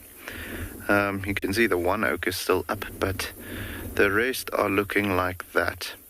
We have had the chance now to have a closer look, with them not being on the carcass anymore, at what it was, and it was actually a young oryx or gemsbok. Not too big though, which is why they finished it so quickly. Probably around a year old, so not a lot of meat on that kill, but everyone's belly's luckily nice and full, so enough to keep them going. They might be lazy now for the next, I want to say, day, and then start looking to hunt again tomorrow morning or tomorrow afternoon. But you can see nice and red in the face. Haven't even had the time to really start cleaning themselves and so on. They're just taking it easy now. Everyone now starting to look for a shady spot. Very, very cute. Those little ones.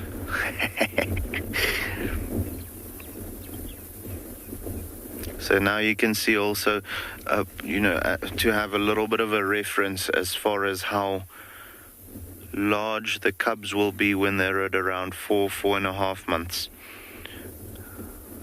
About that size, typically. You might find little guys growing a little slower or faster, but typically speaking, this is more or less the size of the cubs when they reach that age. So imagine how cute and small a 1 month old cub would be. I really, really hope we get to see that other female's cub soon. Oof. He's just giving us a little bit of a stare.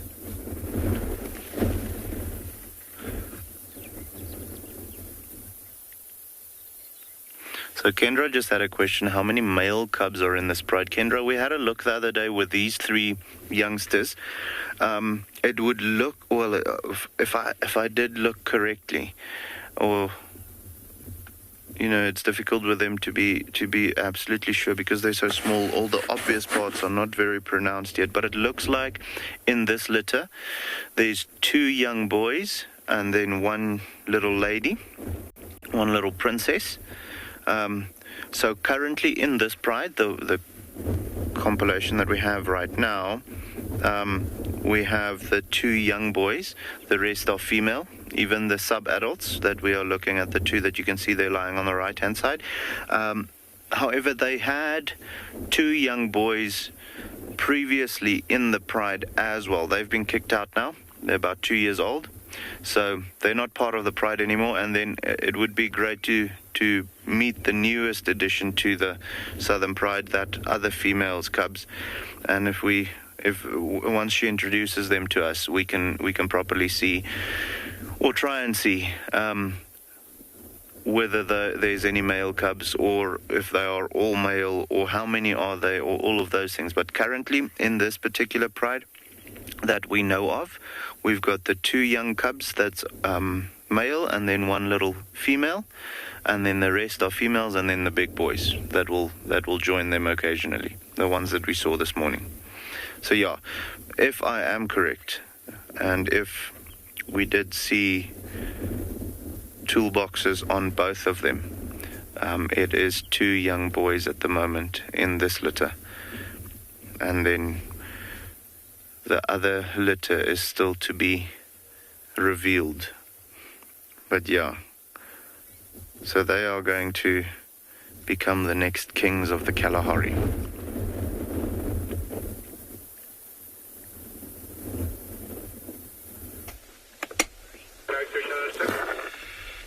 Welcome back everybody to And Beyond Phinda, where these 3 cheetah have literally scaled this small mountain here off to our right hand side and have found themselves a really nice vantage point. Mom, I think, just having a a thorough scan of her surrounds from up there. It's starting to warm up quite nicely as well. Now you can see that little bit of sun on them, burnt off those morning clouds. No more signs of rain for now, which is quite nice. Bit of a break from that colder, more wet weather. And she's just making or planning her next move from up there. Both the youngsters are back behind her now, I think lying flat, or at least the one still sitting up, but the other lying flat. You see their mouths open now as it starts to warm up, panting, taking a little bit of effort for them to climb up to the top to where they are. But just taking it all in. You might hear a huff or a puff every so often. There are a couple of zebras just off to our left who were sounding the alarm for those cheetah, but they've now got their heads back down, busy grazing this morning.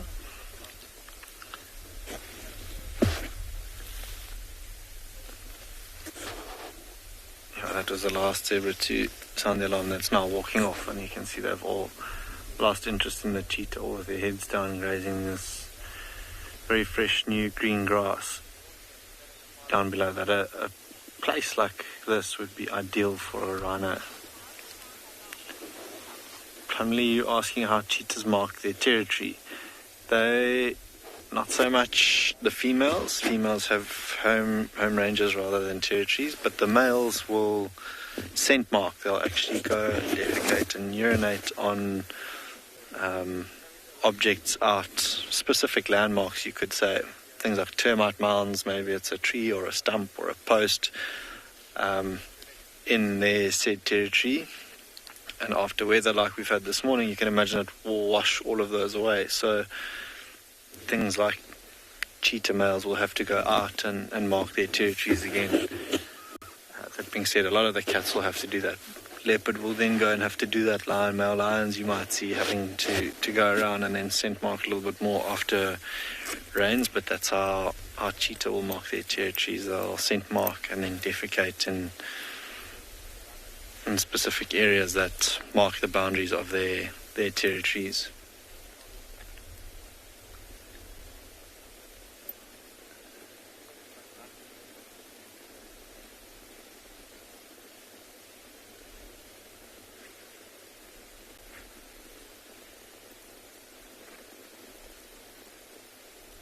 Just having a look there, a couple of warthog also now have made an appearance on the left-hand side. One or two relatively smaller warthog, maybe from the end of last year. That time of year, we'll see if we can't get a view. They are quite a distance away from the cheetah. As it stands, aren't really too interested in them. But it is quite open here. Those warthog can probably see a lot better out here where it's burnt, as opposed to areas that still have that long grass, as I can't really see above that grass. But one of those warthog, or at least the smaller ones, the piglets, could definitely be something that Mom could potentially hunt. That being said, as I look back at her now, she's lying flat again. I think just enjoying the sun that's now made an appearance.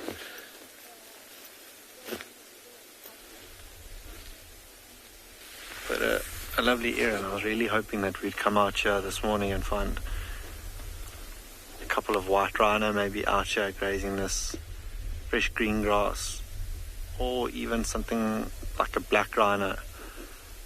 A lot of this burnt sickle bush that's been previously singed is quite palatable for them. They actually quite enjoy it. But no fresh signs or tracks of rhino this morning. We'll persist. We'll see if we can't find some of them somewhere down the line. But for now, I don't think this cheetah mother's going to stay out in the sun for very long. We'll see where they end up.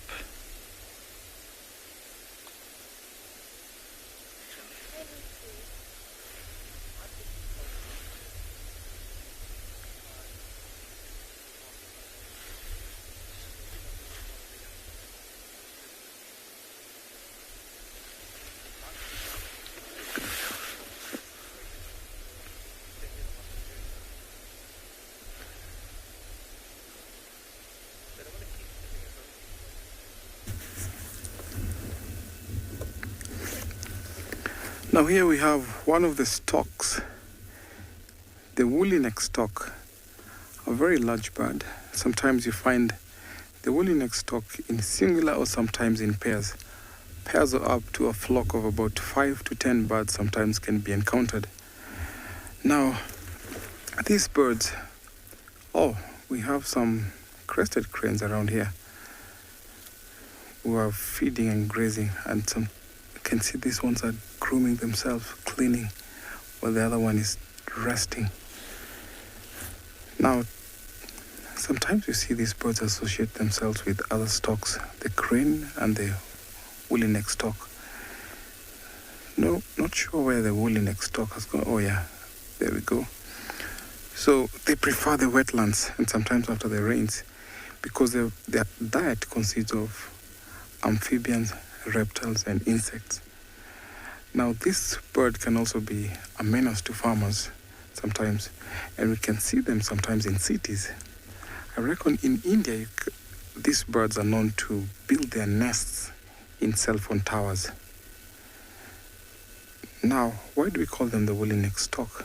Because you see the neck, it looks like it's woolen, very white, which gives them the name woolly-necked stork. You can see he's walking up and round, trying to find some insects in the ground.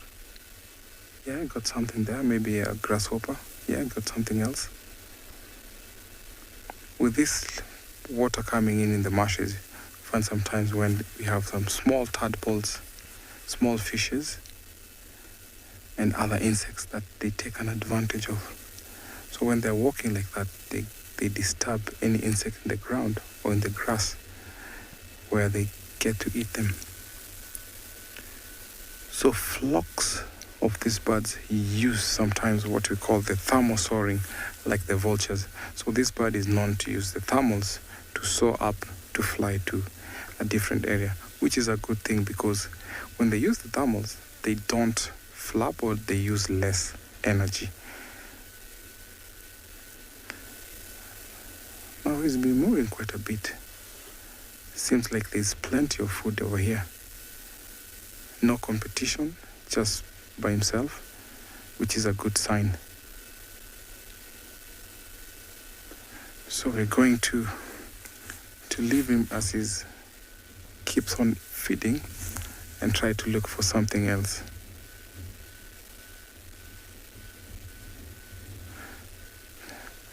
Megan, indeed. What a fancy looking bird. Thank you.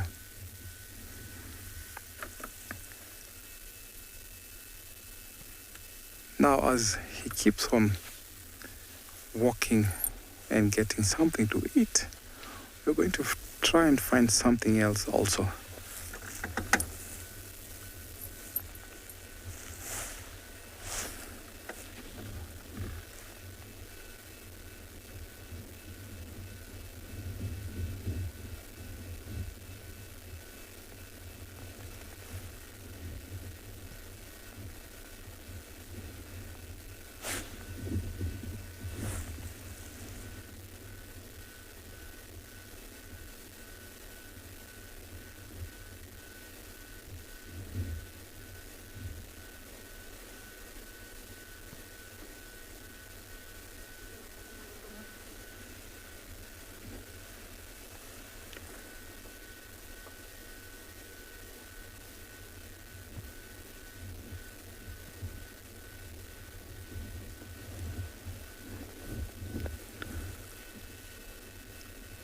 The distance we have the wildebeest grazing, and I'm sure bringing in lots of insects and also flies.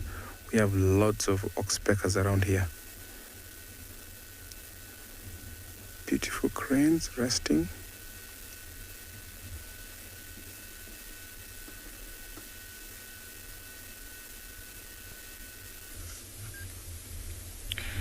So these lions are making quick work of this carcass.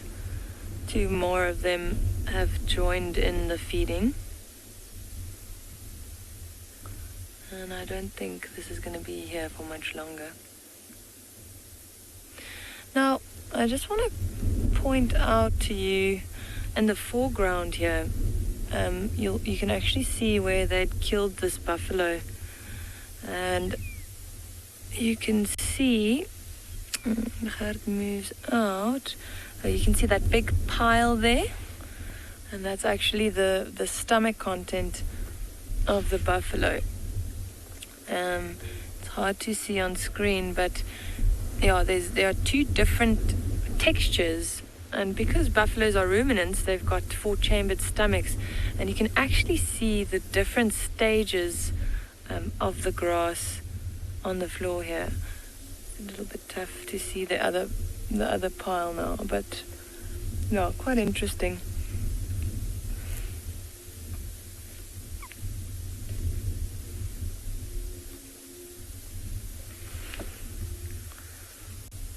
Look how dirty that one is on the shoulder, the one on the right.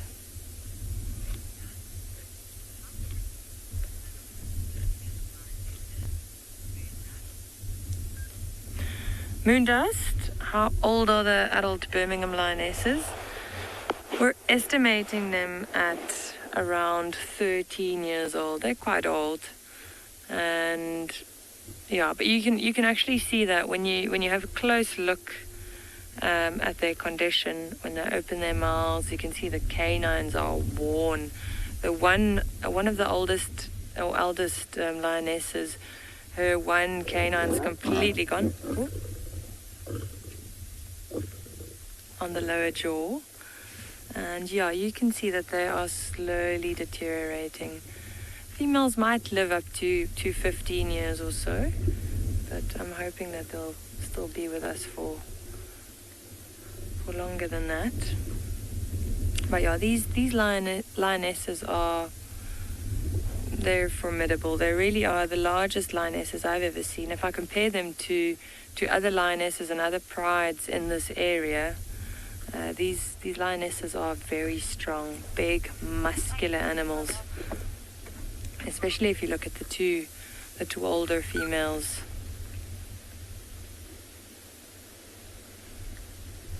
And this Birmingham pride has always been known to have these large, muscular females.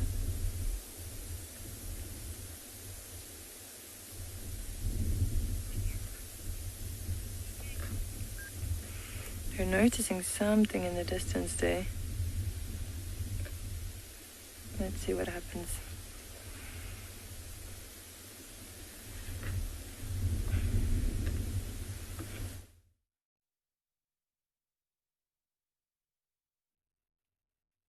Very good to hear the news of the Birmingham Pride. And we have known lions once in a while. They'll predate on giraffes. Now, a sitting giraffe to me is always something very special. And I always debate which is longer, the length of their necks or the body going downwards. The largest ruminants that we got in Africa, the giraffes, and after spending a couple of hours maybe feeding, they'll always slow down and start chewing cud. This is the Maasai giraffe, and a second one they're sitting. I guess we got 4 species of giraffes in the world. In Kenya, we got 2. This one here and another one called the reticulated. We got the northern giraffe and the southern giraffe. But in between, we got a few subspecies. Like in Kenya, we got another one subspecies that we call the Rothschild giraffe. And of course, the differences of all these, be it a species or a subspecies, comes in their body patterns. But if you look at these giraffes here carefully, on their anchors, they have like white anchors, we say. And the other subspecies, the Rothschild giraffe, it's white all the way to the knees. So if you look carefully there, see at the feet, near the hooves, it's all white. We usually make a joke and say they are wearing white socks, whereas the subspecies, the Rothschilds, we usually say they are wearing white stockings. Now, not sure. These two want to do their normal playful necking, but the one bull there wasn't interested.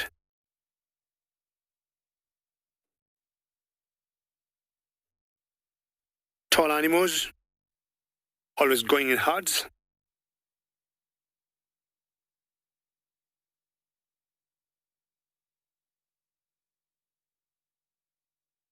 Lilac, how are you today? And you're asking, what are the common trees giraffes feed on in the Mara? Now, I'm sure, Lilac, you've been watching us. We have the very iconic trees of the Mara that we call the shepherd trees or the balanets. That's one. And the second one are the Vichalias. Vichalias, way back, we used to call them the acacias. Those two are the main trees they'll feed on. Once in a while, like what you see there, we call it a bossiae. You'll see them, nibbling the leaves, but not as much as the shepherd or the balanet or the Vichalias or what you used to call the acacias. Occasionally, Lilac, you'll see them when they're not feeding on the very tall trees. They'll feed on small little bushes that we call Kepa's bush. And the Kepa's bush are not only loved by giraffes, but they're preferred by many animals that browse, including the black rhinos. A very vulnerable position for giraffes to be, while seated like that. It is always very tricky for them to get up and take off should there be a concern. Well, giraffes, have yourselves a beautiful day.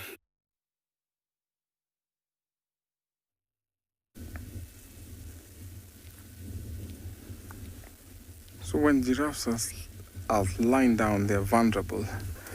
Not a common idea for these topies. They always pick a termite mound where they'll stand sentinel, especially the males, to watch around the territory. Now here we have one male and a bunch of females and young ones. Now these topies they mark their own territory where they'll attract females into their territory. But it's quite a unique way where we have lots of males engaging and trying to attract females within the entire territory. Now, these topies are related to the hartebeest, and in South Africa they're closely related to the tsetse, but they have a different color. You see that they have a bluish hind leg and yellow on the lower leg. Sometimes we call that blue jeans and yellow socks. Now these males, especially the topies, have a preorbital gland that they rub across on the ground and on twigs, which is a common way of communication between these species. They're also known to have a gland between their front legs, which is good for when they are walking around, then they are able to be followed by the rest. Now, topies have very sharp eyes, so whenever you see predators around, topies will be the first ones to alarm. So, recently we just had the first litter, or some of the topies have already given birth. They give birth at around September, October. The gestation period is about 8 months, so young ones will be encountered at this time of the year.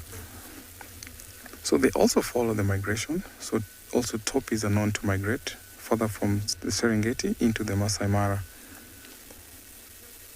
This is a small herd, but we have sometimes herds of more than 100 to even 50.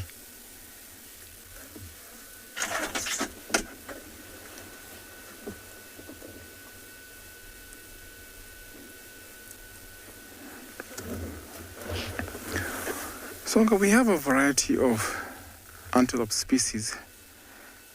So if we can number about, we can tell about up to 8 or even 10. We have lots of antelope species, including the bovines, which is the buffalo, which sometimes falls into the antelope species. So we have a variety of antelope species here in the Mara.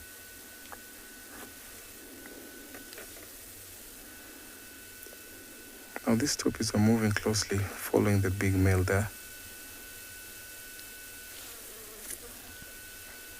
And I'm sure they will go and join the wildebeest, where they will walk together as they graze.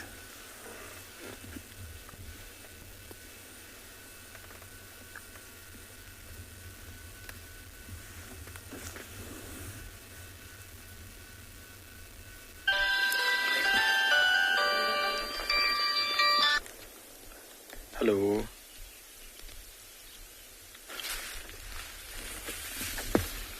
Welcome back, everybody, to And Beyond Phinda, where I'm not sure if you saw that, but that fish eagle has just taken off from its perch. Just, oh, beautiful. Not sure if you heard that and saw it as it threw its head back. I'm going to keep quiet for a bit to see if it doesn't call again. But such an iconic sound of the bush, that call of the African fish eagle.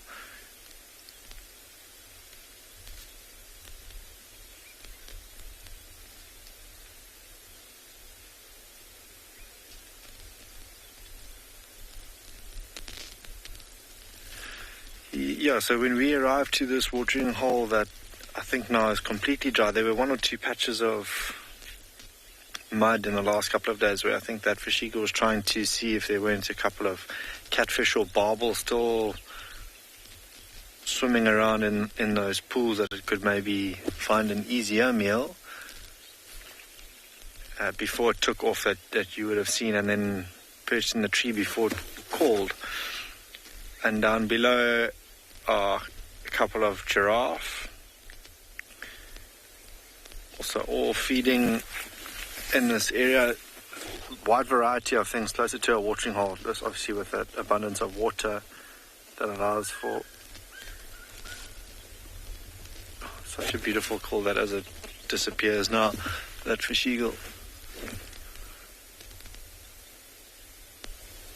Interesting to see when it calls as well. It throws its head back up to the heavens above and then just took off. But in the same area, there's been a lioness that guys have frequently seen the tracks of coming into and then disappearing from where these giraffe are. Just looking at that giraffe now, I wonder, it's just staring off to the right-hand side. I don't think there's anything there because the rest of them are all quite relaxed. I think there was something of interest, they'd all be fixatingly staring into that one spot, but no such luck there. And we came here to also see if there weren't perhaps a couple of rhino that were not here to wallow.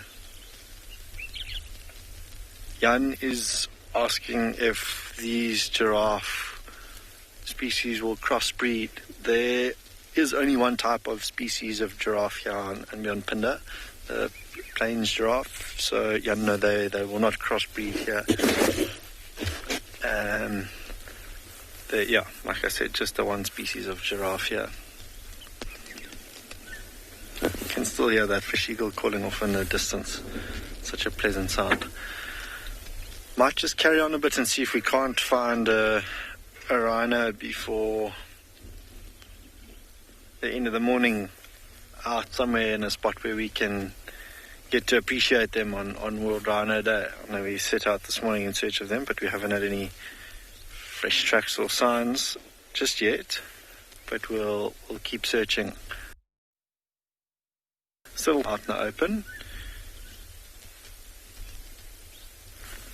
but this area, like I was saying, with all these giraffe feeding around here, there's a wide variety of things from robustas to knobthorns that they'll all feed on. Just here with that abundance of water do really well in this area because of that water.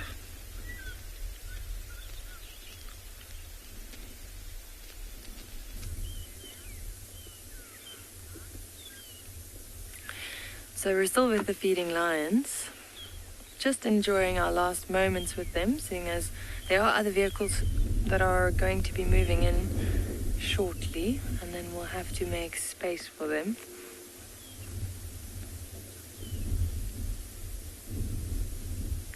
But look how full that belly is on the female on the left.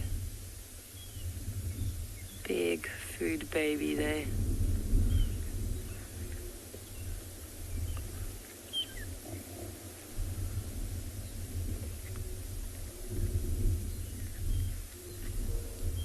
So I've read that a male lion can eat about 30 or 40 kilograms of meat in a single sitting, especially if they're around a large carcass like this. And that is a lot of meat. Females probably slightly less than that. But as mentioned earlier, you know, they gorge themselves when they're around a carcass like this. They'll keep feeding until this is finished because they really don't know when their next meal is going to be.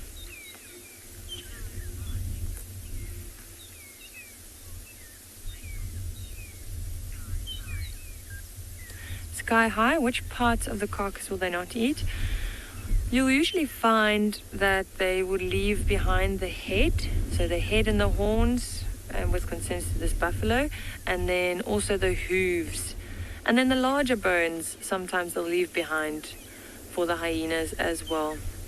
And I've actually also seen them leave behind sometimes the stomach, and you'll see the hyenas rip apart the lining of the stomach, but usually the lions will feed on that as well.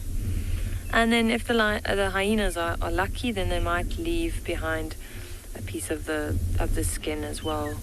But normally it's just the head and the hooves and the really large bones.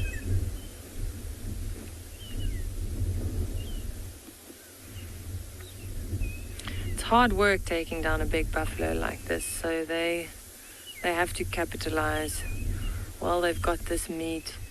And the smaller, softer bones, you know, they have to eat as much as they can.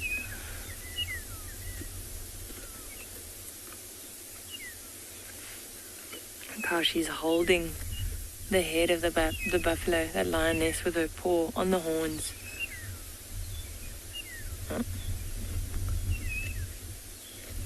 There you can see the inside of the skin. And there you can see the spinal cord in the back. There's still a bit of meat there on the spinal cord, not much. Sorry for the gruesome scene.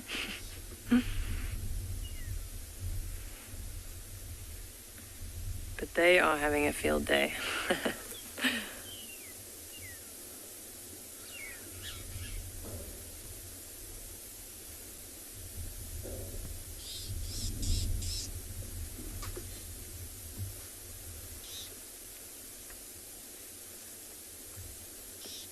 We haven't spotted any hyenas around here either.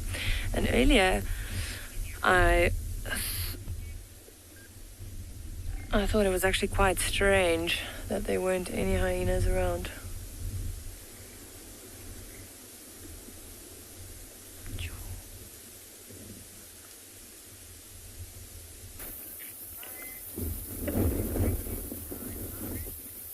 So, right, guys, these lions also pretty much sleeping at the moment, but where we are right now, all of the members of the pride have now joined under this little thicket. So we've got all 3 sub-adults and mom with the 3 cubs all clumped together.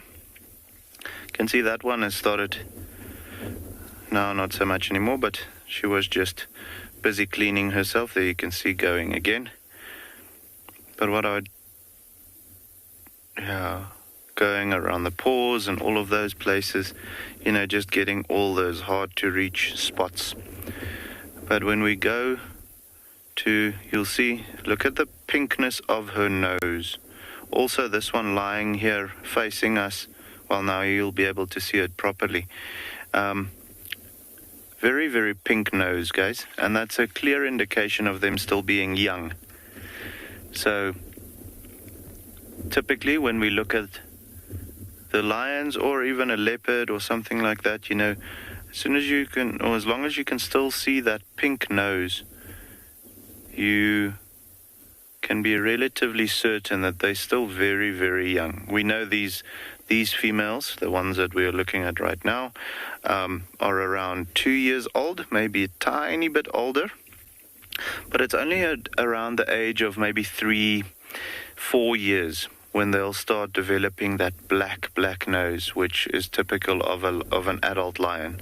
There you can see she's already started getting a little black spot here and there on the nose. I know that little blade of grass is maybe blowing around a little bit, but there you can see it now properly. Very pink noses. And so that's just, as they spend time in the sun and they get a scratch on the nose and so on, that development will then turn into more of a blackish coloration. Very good for the nose to be black. It is a clear indication of good pigmentation. You'll find that with lions that have a pigmentation deficiency, not necessarily an albino, but one that isn't as melanistic on the skin or in the skin, you'll find that the nose continues to be pink for quite some time, which is not great. So they'll actually struggle in the sunlight. So important to have that black nose.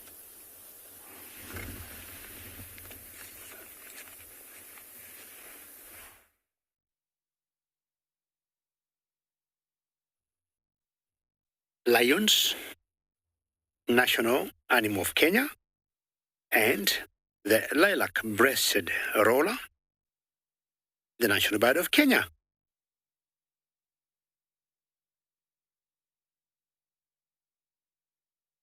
Perched on top of a balanite or shepherd's tree. I had this question earlier of what trees giraffes love eating. I'm sure the director will remind me the name of the viewer, but this is one of those trees, and they always get shaped on the underneath by the giraffes. If you look, most of the trees of this species around here, they get shaped very well by the giraffes, and especially the males. That is a balanite or a shepherd tree. I'm very lucky to see one of my favorite birds. As we're showing you more of those trees, you remember I said earlier, they're very iconic trees of the Masai Mara and the Serengeti National Park in Tanzania. They stand out and they remain green all around the year. Occasionally, we have seen leopards using them to stash their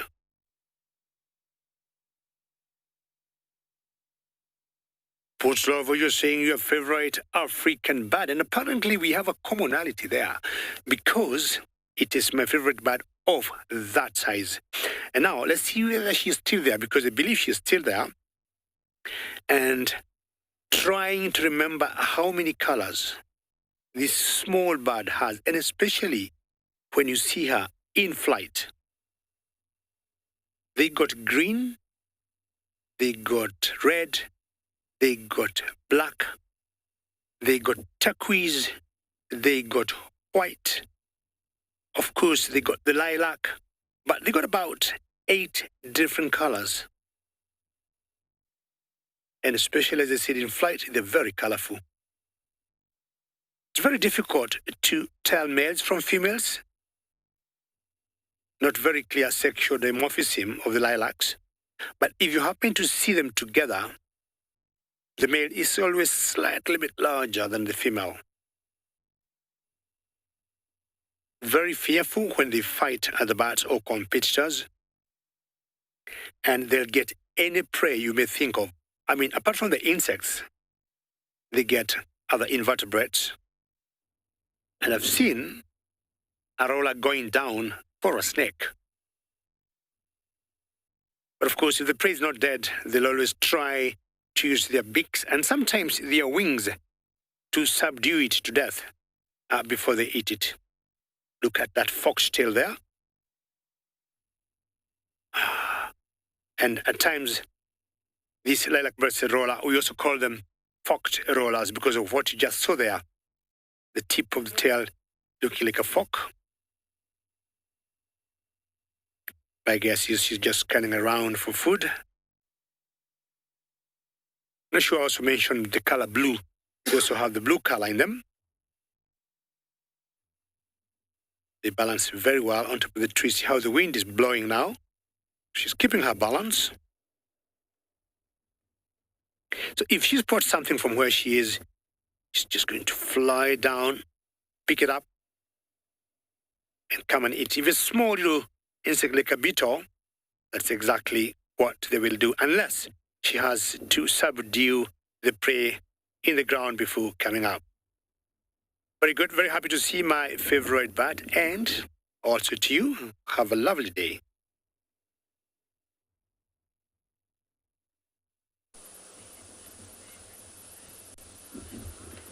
Beautiful.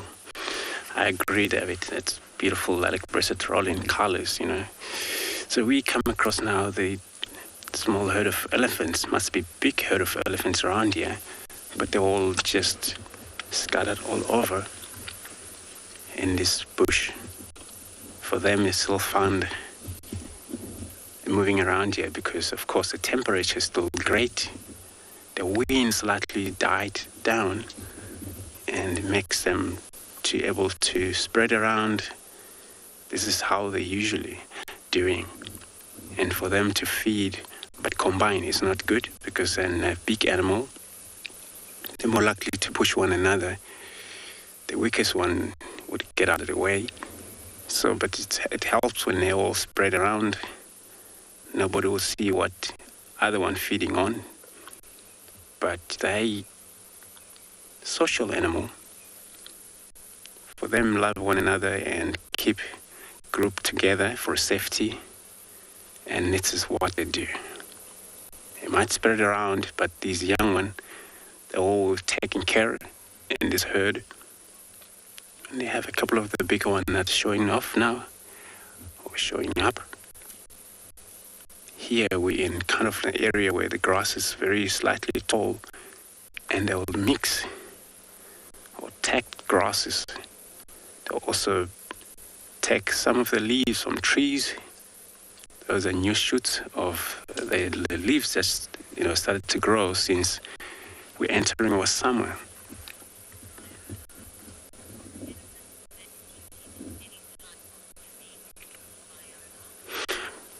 Well, Viola, welcome to the show. So you want to know if elephants eat any type of the trees out here. So elephants specifically. So they have a preference of trees which is round-leaved keyet also, but of course anything they find, it's for them a food. So it's about over 100 different species of trees that are all favorite for the elephants, depending in which area you find the elephants in there.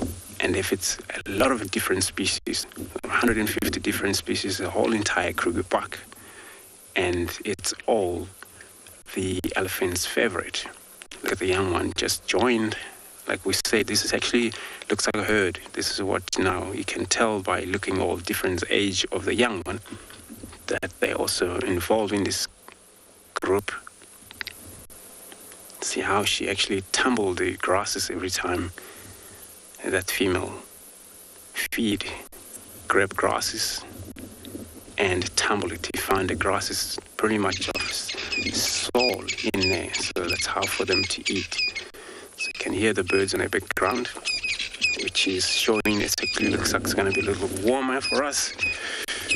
And this is what's going to be elephants doing for the whole entire day. And it's such a beautiful to looking at the animal like that. So I just want to thank you very much for the show this morning. And then until we meet again this afternoon, for me, thank you very much for the whole entire World Earth.